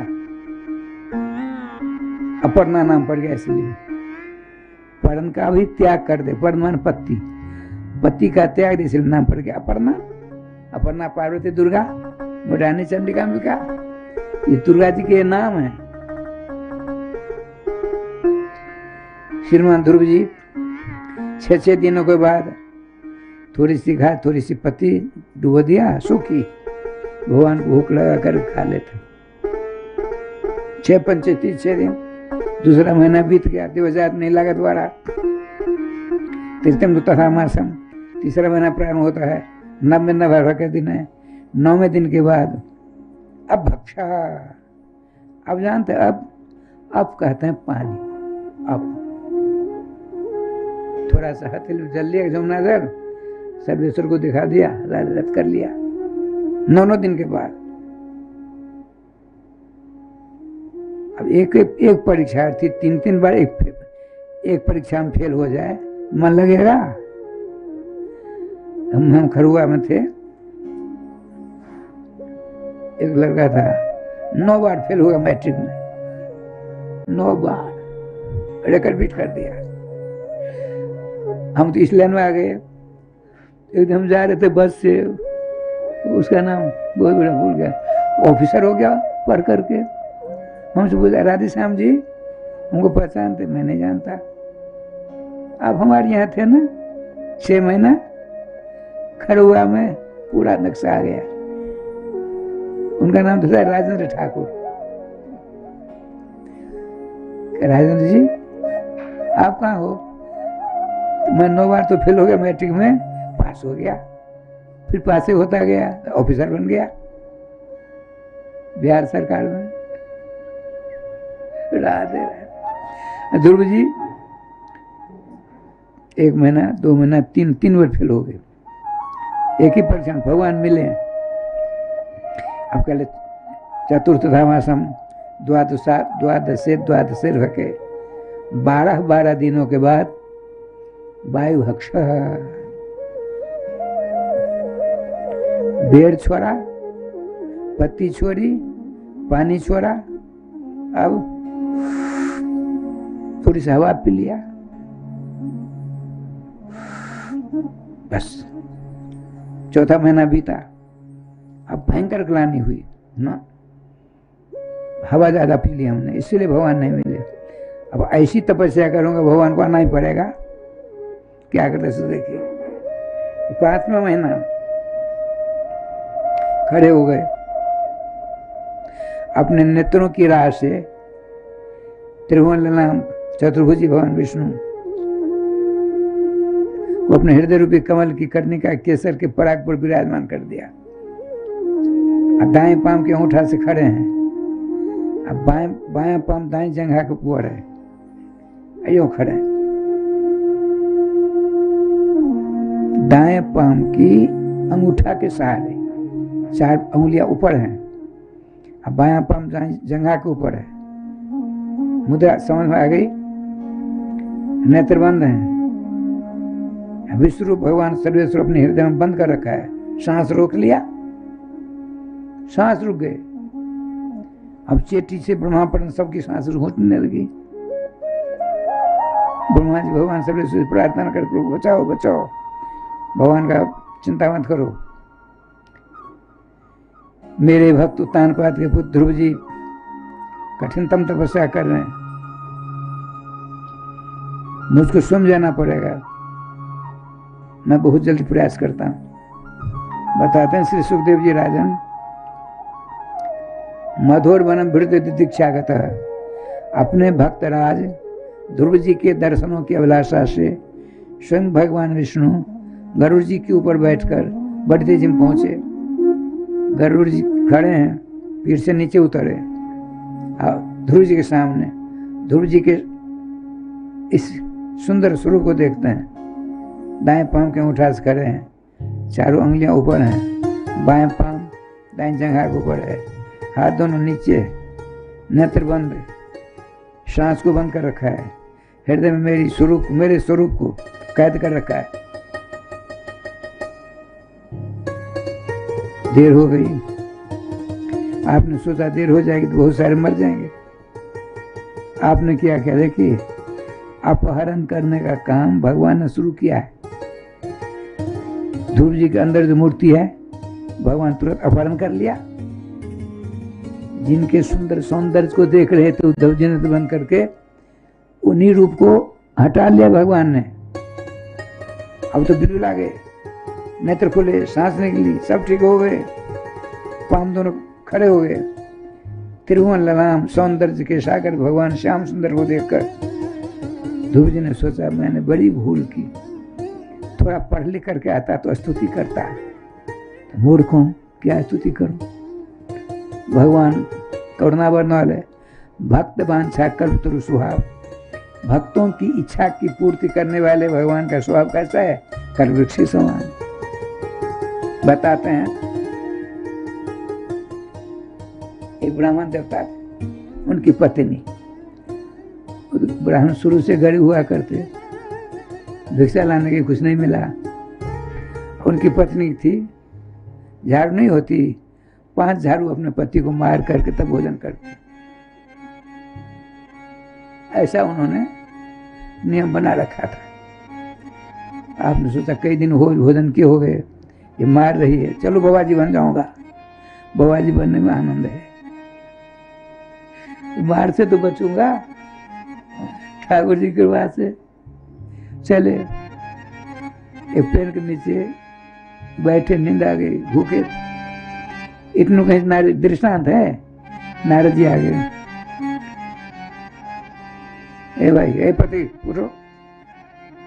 नारद जी को देखा, महात्मा जी क्या बात है, स्वर्ग चलोगे? सोचा स्वर्ग जाऊंगा तो मार से तो बच जाऊंगा, रोजो झाड़ू की मार लगती, उससे तो छुटकारा मिलेगा। हाँ, कब चले? चलो अभी। साथ रह गए। और क्या हुआ? वहां आनंद वन है, जिसमें कल्पवृक्ष है। कहा यहाँ इस जंगल में तुम रहो तब तो मैं इंद्र के पास से आता हूँ। हम बोले चलिए ना, तुम यहीं रहो, उनको तो लीला करानी थी। नारद जी के देवराज इंद्र के पास, देवर्षि कुछ लीला करने के लिए आए हो? हाँ, लीला करने के लिए। वो शीतल मन सुगंध हवा चल रही थी कल्पवृक्ष की, उस जगह में बैठ गया। सोचा क्या बढ़िया सुंदर चकाचक हवा चल रही है, भूखा हूं। 56 भोग 3600 व्यंजन यदि आ जाते, अच्छी तरह भोजन करता। 2 नौकर सोने के पात्र में 56 भोग 3600 व्यंजन लेकर आ गए। उनसे ये कहां से हुआ, क्या है, कैसे हो गया? देवर्षि नारद की कृपा है, खूब खाया, वो सब लेकर चले गए। अब सोचते हैं पेट तो भर गया, नारद जी न जाने कब आएंगे। एक पलंग होता तो उसको सो जाता आराम के साथ। पलंग आ गया, 2 नौकर आ गए, महाराज विराजी आपका ही पलंग है। अच्छा, सो गए, लेटे। 2 नौकर होते, पांव को दबाते, कितना आनंद आता। नौकर आ गए, 2 नौकर दोनों पांव को दबाने लगे, तो कल वृक्ष ऐसी छाकर वैसे हो जाएगा। अब सोचा, भरपेट खाया, दूधेदार दूध की फेन के समान सज्जा पर लेटा हूं, 2 नौकर सेवा कर रहे हैं। कहीं ब्राह्मणी झाड़ू लेकर आ गई तब क्या होगा? आई गई, आ गई झाड़ू लेकर। अब बड़ी तेजी उठे, भागने चक्कर काटने लगे, वो दौड़ती मारने के लिए। नारद जी, अरे मूर्ख, कर वृक्ष तुमने कैसी निंदनीय कल्पना कर डाली। दृष्टांत है, ये संसार है ना, एक बड़ा विलक्षण, जिसकी जड़ ऊपर है। संसार विश्व की जड़ ऊपर है, अब टहनियां सब नीचे हैं। अपने ज्ञान चक्षु के द्वारा इस वृक्ष का स्वरूप का ज्ञान हो जाएगा, वृक्ष के स्वरूप का ज्ञान होगा, संसार की अन्यता का आभास हो जाएगा, सब कुछ स्वतः छूट जाएंगे, भगवान सर्वेश्वर श्याम सुंदर के प्यारे हो जाएंगे। तो प्रयास करेंगे तब ना। हम तो रात्रि दिन लगे हैं अपने कुटुंब परिवार को भरण पोषण में। संसार जो चीज हम देखते हैं उसी को भरण पोषण में, उसी को प्राप्त करने में, तो कैसे उस आनंद से वंचित नहीं रहेंगे। दोष किसका है? अपना, सारा दोष अपना है। भगवान तो 24 घंटे खड़े रहते हैं, जितनी मूर्तियां देख लीजिए।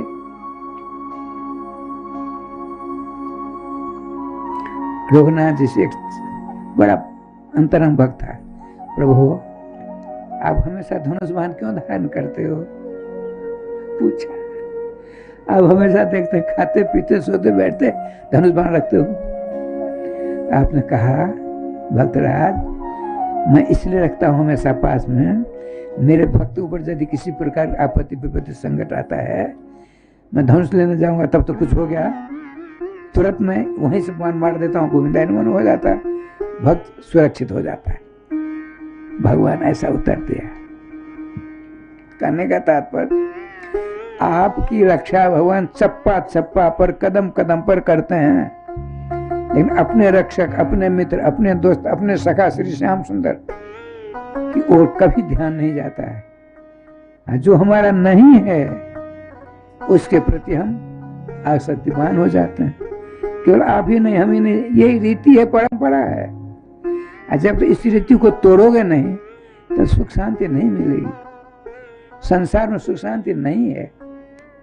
संसार की उत्पत्ति, जैसे मैं सोचता हूँ श्रीमद् भागवत महापुराण का मंदिर बने, उसमें लोहा, ईट, बालू, गिट्टी, सीमेंट, मजदूरी, ये मटेरियल है ना। आज संसार बनाने में कौन सा मटेरियल? असत्य, नाश, यही सब इसकी मटेरियल है। इसको हम सत्य मान बैठते हैं तो कितने बार अपने आप को हम धोखा दे रहे हैं। नहीं, ये त्रिकाल में भी असत्य ही रहेगा। त्रिकाल में, भूत भविष्य वर्तमान में भी संसार सत्य कभी नहीं हो सकता है। देखने में सत्य जैसा लगता है, जैसे राजश्याम जी, कभी आपने स्वप्न देखा होगा तो भीख मांगने वाला होता है ना, और राजा बन जाता है। राजा भीख मांगने वाला बन जाता है। जब जागता है न भीख मांगने वाला वो न राजा वो, जैसे तैसे हो जाते हैं। ये स्वप्नवत संसार है, इसका त्याग करना है। आज से तो नहीं, अनादिकाल से चक्र काट रहे हैं, रग रग में इसकी आसक्ति समाई हुई है। इसको दूर करने का एक ही उपाय है, भगवान के मंगल में नाम और भगवान के स्वरूप का ध्यान। यदि इसमें मन रम गया फिर क्या, फिर तो चकाचक है। श्री वृंदावन बिहारी लाल की जय। श्रीमान ध्रुव जी के मन में इच्छा हुई, यदि मैं पढ़ लिख कर गाता थोड़ी स्तुति तो कर लेता। भगवान ध्रुव जी के मन की बात को जानने वाले भक्त वांछा कल्पतरु स्वभाव, भक्त की इच्छा की पूर्ति करने के लिए भगवान का स्वभाव कैसा है, कल्प वृक्ष के समान। अभी नहीं कल्प वृक्ष की बात बताई हमने। भगवान ने सोचा मेरा भक्त प्रहलाद मेरी स्तुति करना चाहता है, बुलाने के मारे मरा जा रहा है। तो परस्पर से बारम कृपया कर बोले, आपके हाथ में 5 धन शंख है भगवान, शंख से गदा पद। तो अपने करार बिंद से अपना शंख उनके कपोल में यूं कर दिया, छुआ दिया यूं। बताते हैं 1,00,000 मंत्रात्मक चारों वेद, 1,00,000 श्लोकात्मक 17 पुराण, 18,000 श्लोकात्मक श्रीमद् भागवत महापुराण, 1,00,000 श्लोकात्मक महाभारत, 4,00,000 श्लोकात्मक 18 पुराण। इन सबों का मंथन कहने में देर हो रही, करने में नहीं। जो है भगवान का शंख ध्रुव जी के गाल से स्पर्शित हुआ, इन समस्त ग्रंथों का मंथन करके 12 श्लोकों में भगवान की स्तुति करते हैं।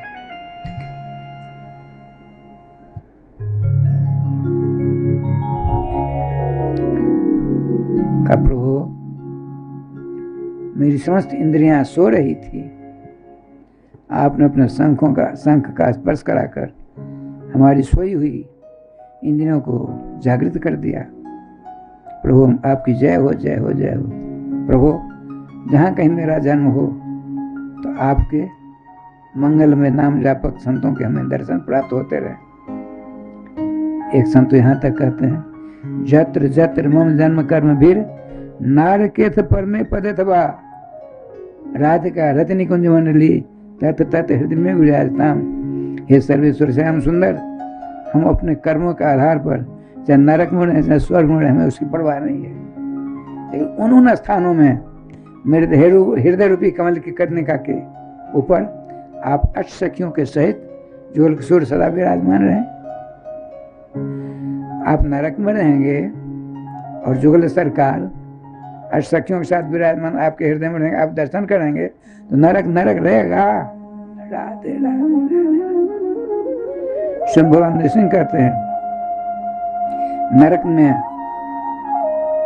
जथा जथा हरि नाम कीर्तियंति स्म नारकाः। स्पष्ट करते हैं नृसिंह भगवान, हे प्रहलाद, नरक में भी रहने वाले यदि मेरे नाम का कीर्तन करते हैं, नाम का कीर्तन ज्यों ज्यों होने लगता है त्यों तो तथा तथा हरे भक्तिम उद्वहंतो दिमो। नाम का कीर्तन प्रारंभ हुआ, भक्ति इनके ऊपर सवार होती है, धीरे धीरे धीरे धीरे स्वर्ग से मेरे धाम पहुंच जाते हैं। नरसिंह भगवान कहते नाम में बहुत बड़ी शक्ति है। अच्छा, भगवान कहा वरदान मांगो। प्रभु हम क्या मांगे, हमको कुछ नहीं चाहिए, आपका दर्शन रूपी दिव्य प्रवाह में हमारी सारी मनोकामना बहमान हो गई है। भगवान को इतना आनंद आया, तुरंत 5 वर्ष 5 महीना की अवस्था वाले भक्तराज ध्रुव जी को अपने गोदी में बिठा लिया। उनका मस्तक सूंघते हैं। छोटे बच्चों का मस्तक सूंघने से बच्चे दीर्घायु होते हैं, ऐसी पर धर्म ग्रंथों में लिखा हुआ है। ठाकुर जी की कृपा से श्रीमान भगवान बहुत देर तक बातचीत करते हैं। तुम नहीं लोगे? नहीं, मैं देता हूं।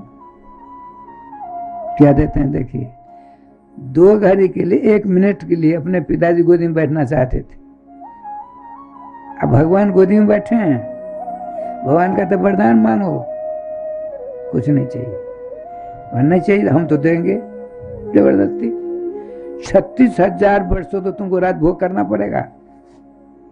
खड़ते से वर्षाश्रम 30 और 6 36,000 वर्षों तक तुमको राज भोगना होगा। अब तुमको कहीं शरीर में तकलीफ नहीं होगी, ज्वर बुखार कपित नहीं होगा, सदा मेरे नाम स्मरण करते रहोगे, धर्म के साथ अपनी प्रजा का पालन पोषण करते रहोगे। राधे राधे। फिर तुम्हारे लिए हमने लोक बनाया, ध्रुव लोक, उसके बाद तुम वहां जाना। अब हम चलते हैं, भगवान ने गोदी से नीचे कर दिया, गरुड़ वाहन हो करके आगे बढ़ते हैं। जब तक श्रीमान गरुड़ जी के दर्शन हुए, ध्रुव जी बड़े आनंद सुन के और देखने लगे। गरुड़ जी आंखों के ओझल होते हैं, नीचे गिर जाते हैं, लठिया के समान दंडवत करते हैं। अब चले, आपने सोचा मैं कितना बड़ा मूर्ख रहा, स्वयं भगवान मोक्ष देने वाले, भक्ति देने वाले ने अपनी गोदी मुझे उठाया, बिठाया का वरदान मांगो, मैं कैसा मूर्ख। उन्होंने अपनी ओर से हमको दिया 36,000 वर्षों तक राज होने के लिए। उसी प्रकार से हुआ, एक दरिद्र है, किसी प्रकार से राष्ट्रपति के पास पहुंच हो गई उसकी, किसी प्रकार से राष्ट्रपति के पास पहुंच हो गई। राजा ने कहा क्या चाहिए मांगो। तो हमारी एक गैया है, एक टोकरी गेहूं की भूस दीजिए। राष्ट्रपति से जैसे एक भिखारी एक टोकरी गेहूं की भूस मांगे, उसी प्रकार से मेरा हुआ। भक्ति देने वाले, मोक्ष देने वाले भगवान से मैंने एक टोकरी गेहूं की भूस मांग ली, अर्थात 36,000 वर्षों तक राज भोगने के लिए। उन्होंने कहा मैं चुप रहा, कितना दुर्भागा मैं हुआ। आगे बढ़ते हैं। अब तो राय साहब उनको इतना अभिमान हुआ कि ऐसा काम आज तक सृष्टि प्रारंभ से किसी ने नहीं किया था। 5 वर्ष 5 महीने की अवस्था में मैंने भगवान को प्राप्त कर लिया। क्या शंकादिकों को हुआ? मेरे गुरु जी नारद जी को हुआ? किसी को नहीं हुआ। मेरे समान तपस्वी कोई नहीं आता हुआ। अहंकार। भगवान ने सोचा हरे राम राम राम, मेरी गोदी में बैठ करके मुझसे बात करने वाला अहंकार के शिखर पर बैठ गया, पतन हो जाएगा। नारद जी का स्मरण करते, देवर्षि नारद जी, हाँ भगवान, अपने चला के संभालो, जाओ। आते इधर आ रहे हैं ध्रुव जी, इधर नारद हुआ। नारद जी को देखा, दंडवत प्रणाम, कुछ नहीं। देवर्षि मुझे ऐसा तपस्या आज तो कोई हुआ? नारद जी ने सोचा बुखार बड़ी तेजी आगे बढ़ता जा रहा है, इसको कुलेन की गोली खिलानी चाहिए।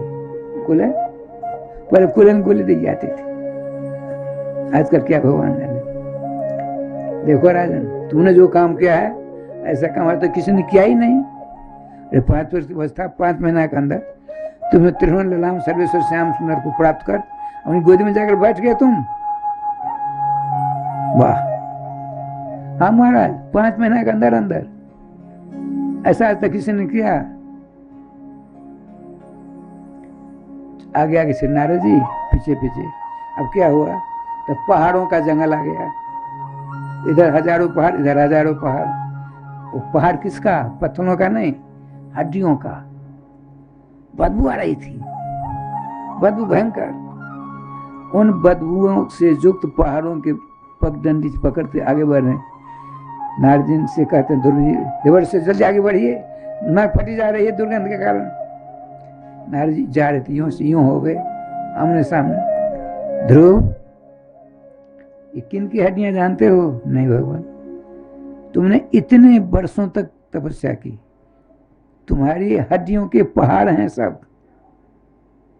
देखिए भगवान, ये तुमने जो तपस्या की कितने जन्म तक, उन तुम्हारी हड्डियों के हजारों लाखों पहाड़ हो गए हैं, बदबू निकल रही हैं। इस बार थोड़े ही समय भगवान मिल गए, तुमको अहंकार हो गया। अब पश्चाताप, हरे राम राम, मुझको अहंकार ने परेशान कर दिया। गुरु जी के चरणों गिरे, प्रभु ऐसा कोई उपाय बताइए ताकि अहंकार ना आवे। सत्संग क्या करना, सत्संग अहंकार की जड़ से दूर कर देता है। भगवान नाम का साकार जब होगा तब पता पड़ेगा। धीरे धीरे होता है। जब आप उससे प्यार करेंगे, धीरे धीरे धीरे सच्चा प्यार हो जाएगा। नाम भगवान सारा अपना रूप दिखा देंगे आप। श्री वृंदावन बिहारी लाल की जय।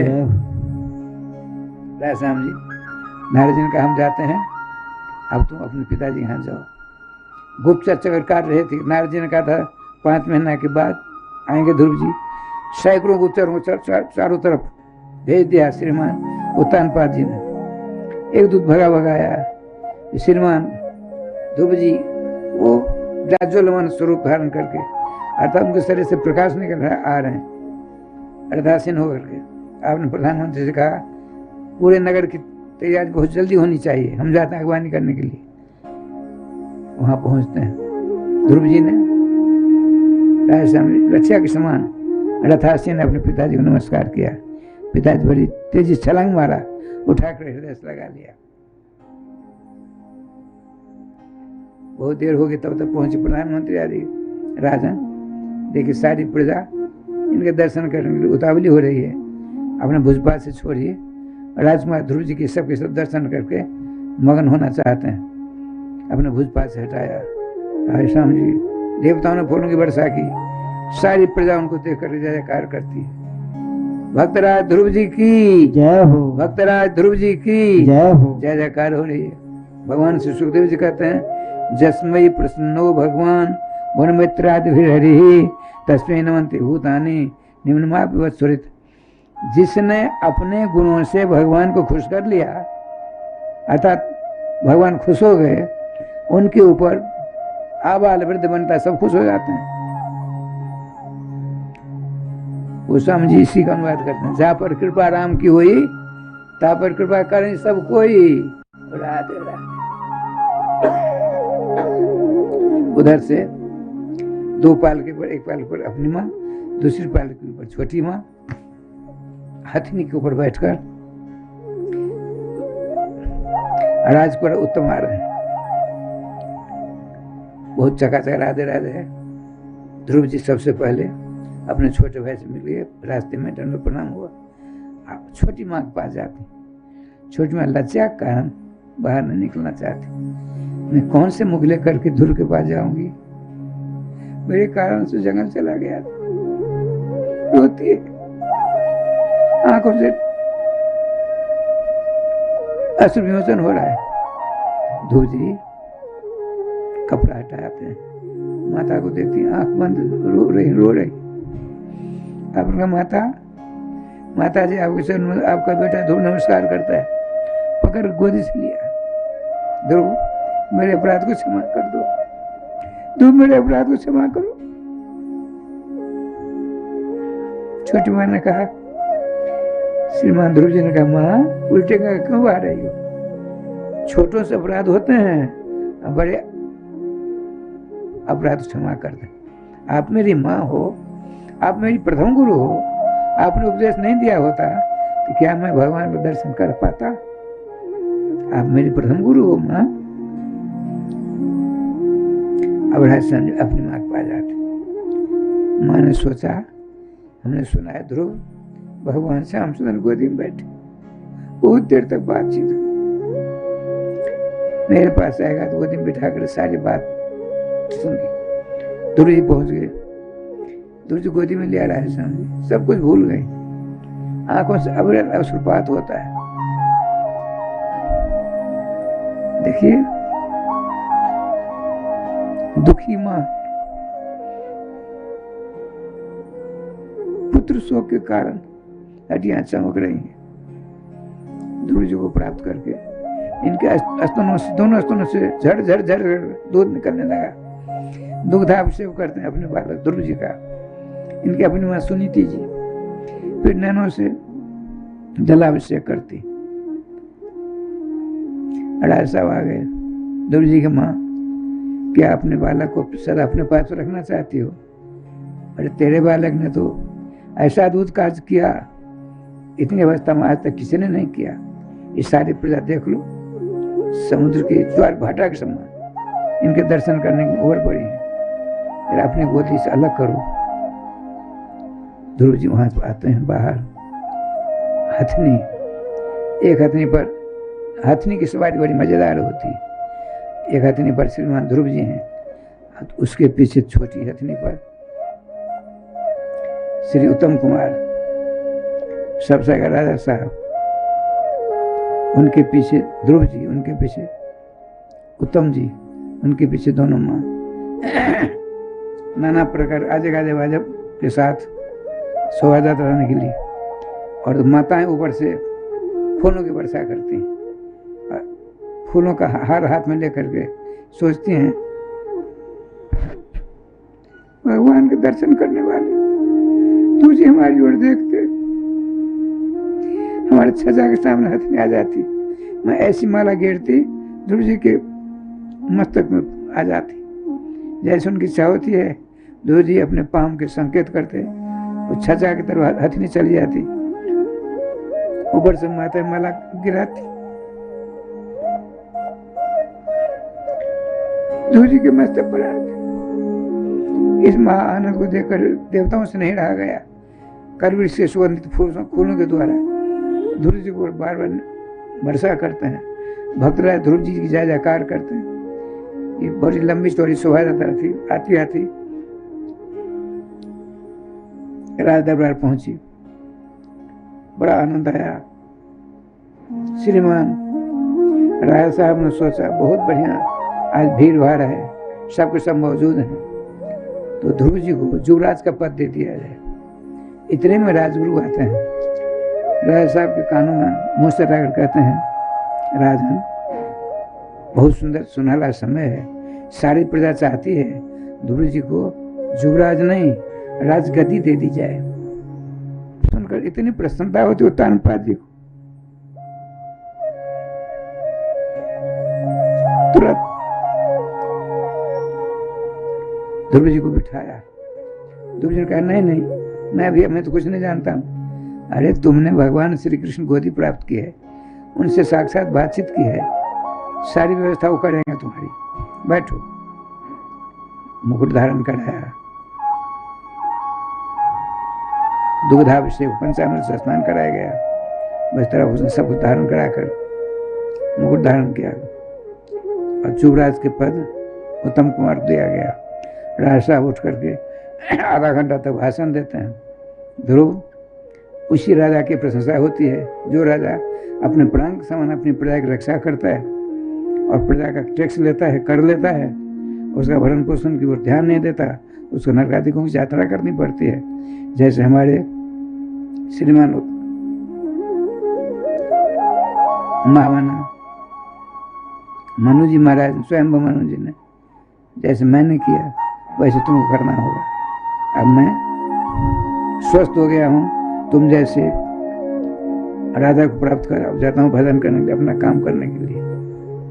वो चले जाते भजन करने के लिए। राजा ध्रुव राजगद्दी पर बैठते हैं। अब क्या हुआ सो देखिए। ध्रुव जी महाराज, ओ राधे कृष्ण कृष्ण कृष्ण राधे राधे, राधे श्याम श्याम श्याम राधे राधे। पूरे राष्ट्र में चक्रवर्ती सम्राट रहे, पूरे राष्ट्र में जुगल नाम महामंत्र का कीर्तन गूंजने लगा, चकाचक राधे राधे होने लगा। देवर्षि नारद जी बार बार आते थे, जो कमी होती तो उनको सुधार देते थे। नारद जी की कृपा पाते रहे ध्रुव जी। एक दिन क्या हुआ सो देखिए। बड़े आनंद से प्रजा का पालन करते हुए रहे, सब आगे बढ़ रहे थे ध्रुव जी। इतने में इनका छोटा भाई बिना इनसे विचार विमर्श किए चले जाते शिकार खेलने के लिए। पुण्यजनों के द्वारा मारे जाते। पुण्यजन कहते हैं कुबेर के दूतों को, उनके दूतों को मारे जाते हैं। यह सूचना किसी ने इनकी माँ को सुना दी। इनकी माँ, छोटी माँ इनकी सुरुचि, बिना राजा की सलाह से अपने बेटे की लाश ढूंढने के लिए चली, जंगलों चली गई। जंगल में आग लगी, गोविंदा नमन वो भी हो गई। कहने का तात्पर्य देखिए, ध्रुव जी महाराज को उसने शाप दिया, छोटी माँ ने, श्री कृष्ण तपस्या कर, जब वो खुश होंगे मेरे पर से तेरा जन्म होगा तब इस राजगद्दी पर बैठने का अधिकार प्राप्त करोगे। ये वैष्णव अपराध है। वैष्णव अपराध के कारण बेटा समेत माँ गोविंदाय नमो नमः हो गई। गुप्तचर आकर कहा, आपके छोटे भाई कुमार उत्तम कुबेर के अनुचरों ने मारा, उनकी लाश को ढूंढने के लिए आपकी छोटी माँ गई, वो भी जलकर राख हो गई। इतना क्रोध हुआ, जीवन में प्रथम बार क्रोध होता है श्री ध्रुव जी को। शत्रुघ्न सेना लेकर पहुंचते हैं, शंख ध्वनि करते हैं, कुबेर स्वयं आते हैं, बड़ी भयंकर सेना आती है, भयंकर युद्ध होता रहा। इसमें कुबेर के अनुचरों को मार डाला इन्होंने, अकेला ही रथ पर बैठ करके शंख ध्वनि करते चारों तरफ चक्कर काट रहे हैं। देवर्षि नारद जी ने स्वयं मनु से कहा, आपका पुत्र निर्दोष पुण्यजनों का संहार कर रहे हैं। बड़ी तेजी में स्वयं भवन आते हैं। रथासीन राजा ध्रुव नीचे उतरते हैं, अपने बाबा जी के चरण नमस्कार करते हैं, उनके चरण मस्तक धारण करते हैं। आपने हृदय से लगाया, कहा, राजन ना मार्गो ही साधु ना हो, तुम तो साधु हो, साधुओं के लिए मारना काटना ये तो गलत है। देखो, जब तक जक्षराज कुबेर क्रोधित होकर रणांगन में न आवे, उससे पहले तुम युद्ध विराम की घोषणा करो। कहते हो? हाँ, पितामह अभी करते हैं। ध्रुव जी ने युद्ध विराम की घोषणा कर डाली। यह शुभ समाचार सुनकर कुबेर आते हैं, इनको आशीर्वाद देने के लिए। देखिए, पितामह चले, ध्रुव जी धनुष बाण सब रख करके नंगा पांव हाथ जोड़ करके कुबेर जी के पास जाते हैं, साष्टांग दंडवत करते हैं। कुबेर नीचे से उतरे, रथ से उतरे, हृदय से लगा लिया, हे परम भगवत भक्त नारद जी के शिष्य राजर्षि ध्रुव, तुम्हारे लिए जयकार है। तूने अपने पितामह की बात मानकर दुर्जय क्रोध का परित्याग कर दिया। मैं बहुत खुश, मांगो वरदान क्या चाहिए। देखिए, हजारों लाखों सैनिकों को मार डाला, इन्होंने युद्ध विराम घोषणा की, कुबेर प्रसन्न हो गए, वरदान मांगो। आपने कहा, मेरे ऊपर आप खुश हो, हमको ये वरदान दीजिए। आपके चरणों में मेरी भक्ति हो, भगवान के चरणों में मेरी भक्ति हो, भगवान के भक्तों की चरण में, भगवान के चरणों में भक्ति। आशीर्वाद दिया। वहां से फिर लौट कर आते अपनी राजधानी। देखिए, एक बात देख, भगवान श्री श्याम सुंदर की गोदी में बैठने के बावजूद भी क्रोध नहीं गया। भयंकर क्रोध आया, हजारों लाखों पुण्यजनों को मार डाला। भक्तराज स्वयं आते हैं, स्वयं मनु के चरणों के मस्तक धारण करते हैं, उन्होंने हृदय से लगाया। उसके बाद जीवन में कभी क्रोध नहीं किया इन्होंने। भगवान से बड़े भगवान के दास होते हैं, भगवान से बातचीत होती है, वरदान देते हैं भगवान। 36,000 वर्षों तक राज भोगने के लिए आशीर्वाद देते हैं। अरे गोदी पर बिठाया, उसके बाद क्रोध के चंगुल में फंसी गए। जो भगवान के परम प्यारे भक्त स्वयं स्वयंभू मनु ने इनका आलिंगन किया, कहा क्रोध छोड़ दो, युद्ध विराम घोषणा करो। छोड़ दिया, जीवन कभी दोबारा क्रोध नहीं आया। ये देखिए, रहे समझे, हम आपके ऊपर क्रोध करेंगे, क्या होता है? सलाह जानते, सलाह माचिस, उसकी सीख लीजिए। फूलबत्ती अगरबत्ती जलानी है, आपने यूं किया, आग निकली तो क्या करेगी? पहले उसको जलाएगी। घर्षण से जिस काठी में आग लगी है, काठी के मुंह को जलाएगी, उसके बाद दूसरे पर प्रभाव पड़ेगा। हम आपके ऊपर क्रोध करेंगे, मेरा चेहरा खराब हो जाएगा, हम तो देखते नहीं है, उसका प्रभाव आपके ऊपर पड़ेगा। तो क्रोध नहीं आवे तो उसके लिए उपाय है उपाय। दो उपाय हैं, कोई करते नहीं है, पूछ लेते हैं करते नहीं, हम भी कह देते हैं, हम स्वयं नहीं करते हैं। क्या उपाय है? आग में पानी दे दीजिए, बुझ जाएगी ना। तो क्रोध अग्नि है, 2 घूंट पानी पी लीजिए, क्रोध शांत हो जाएगा। तो पानी तो मोटरसाइकिल पर पानी रहेगा, हवाई जहाज पर पानी मिलेगा, बहुत महंगा पानी देते हैं वो लोग। एक चाय देते हैं 50 रुपये में 1 कप। बोला बताओ, तो क्या करो? एक दर्पण रख लो साथ में, दर्पण विचार कर रहे हो आप, ऐसा क्रोध आ रहा है, विचार करते करते आपका चेहरा लाल हो गया, लाल से काला हो जाएगा। तुरंत एनाल निकाल कर देखा, चेहरा को देखा, हंसी आ जाएगी, हंसी हुई क्रोध दूर हो जाएगा। यदि विश्वास न करके देख लीजिए। हाथ कंगन का आरसी किया ध्रुव जी महाराज, बड़े आनंद के साथ 36,000 वर्षों तक राजभोग किया। उसके बाद अपने पुत्र को राज तिलक दे करके सारी बात समझाई और वहां चाहते भजन करने के लिए जंगल में गए। उस जंगल में गए जहाँ संतों का भरमार था, सब भजन परायण थे। ध्रुव जी का नाम त्रिलोकी में फैला हुआ था।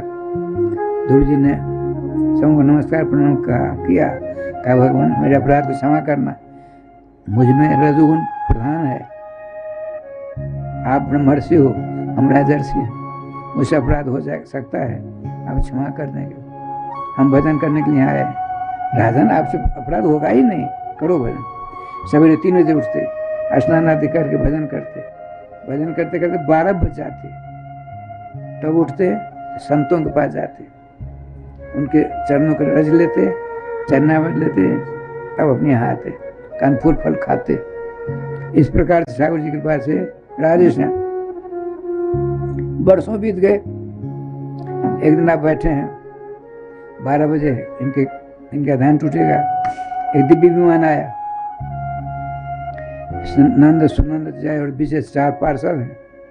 सबों ने सोचा भक्तराज ध्रुव नेत्र कर भगवान श्री कृष्ण के ध्यान में मग्न है, बीच में छेड़ना ठीक नहीं, अपराध हो जाएगा। सबके सब इनकी प्रतीक्षा कर रहे हैं। ठीक 12 बजे नेत्र खुले, देखा अद्भुत विमान, चतुर्भुज 4। पूछा हे महापुरुषों, क्या आपके परिचय हम सुनना चाहते हैं, सुन सकते हैं? बोला हाँ, हम भगवान श्री कृष्ण के पार्षद 4 हैं, नंद सुनंद जय और विजय। विमान उन्हीं का है, आपको लिवाने के लिए हमको भेजा गया है, आप विराजमान होकर चलिए भगवत धाम को। ठीक है, थोड़ी प्रतीक्षा करिए, मैं संतों के चरणों को रज ले आता हूँ। सबको बचाते थे, आज पहुंचे, रोते हैं, रहे संतों हमसे अपराध हो गया, जान अनजान में, क्षमा करना। देखिए विमान आगे, हम जा रहे हैं। संत ने कहा हम भी चलेंगे तुम्हारे साथ, जब तक तुम रथासीन होकर नहीं जाओगे तब तो हम तुम्हारे साथ रहेंगे। और सैकड़ों के महात्मा आगे सबको रथासन में नमस्कार किया, भगवत पार्षदों को नमस्कार किया, भगवान के विमान को नमस्कार किया। अब विमान पर चढ़ने वाले थे कि मृत्यु आ गई। मृत्यु देवी, भगवान के दूत ने कहा तुम कैसे आ गई, यहाँ तुम कैसे आई? तो हम आई हैं आपकी गलती को ठीक करने के लिए। हमसे कौन सी गलती? ये परम सम्माननीय राजर्षि सुकुमारांग ध्रुव जी हैं, आपका सिंहासन ऊंचा है, उस पर चढ़ने के लिए आप सीढ़ी नसेनी नहीं लाए हो, तो कैसे छलांग मारनी पड़ेगी, कष्ट होगा कि नहीं होगा? 5 वर्ष की अवस्था से बाबा जी हैं, ये महात्मा है, राजर्षि हैं। तुम क्या करोगे? ये मैं बैठती हूँ, अब मेरे माथे पर पाँव धरेंगे तो उस पर बैठ जाएंगे, सुविधा से चले जाएंगे, मैं परम पवित्र हो जाऊंगा, परम पवित्र हो जाऊंगी। क्यों? कि संतों के चरणों की रज प्राप्त करने के लिए भगवान श्री कृष्ण संतों के पीछे पीछे चलते हैं। नाम जप संतों के चरणों से के रज उड़ती है तो भगवान के मस्तक पर पड़ती है, धन धन हो जाते हैं, अपने आप को उऋण समझते हैं, संतों के ऋण से दबे रहते हैं भगवान। और जब संतों के चरण की रज मिलती है तो हल्के हो जाते हैं। जब जिन ध्रुव जैसे भक्तों के चरणों की रज प्राप्त करने के लिए द्वारकाधीश तरसते हैं, और वह रज हमको अनायास मिल जाएगी, मुझे कितनी बड़ी प्रतिष्ठा होगी। इनकी प्रतिष्ठा में 4 चांद लग जाएंगे। सृष्टि के प्रारंभ से आज तक मृत्यु के मतलब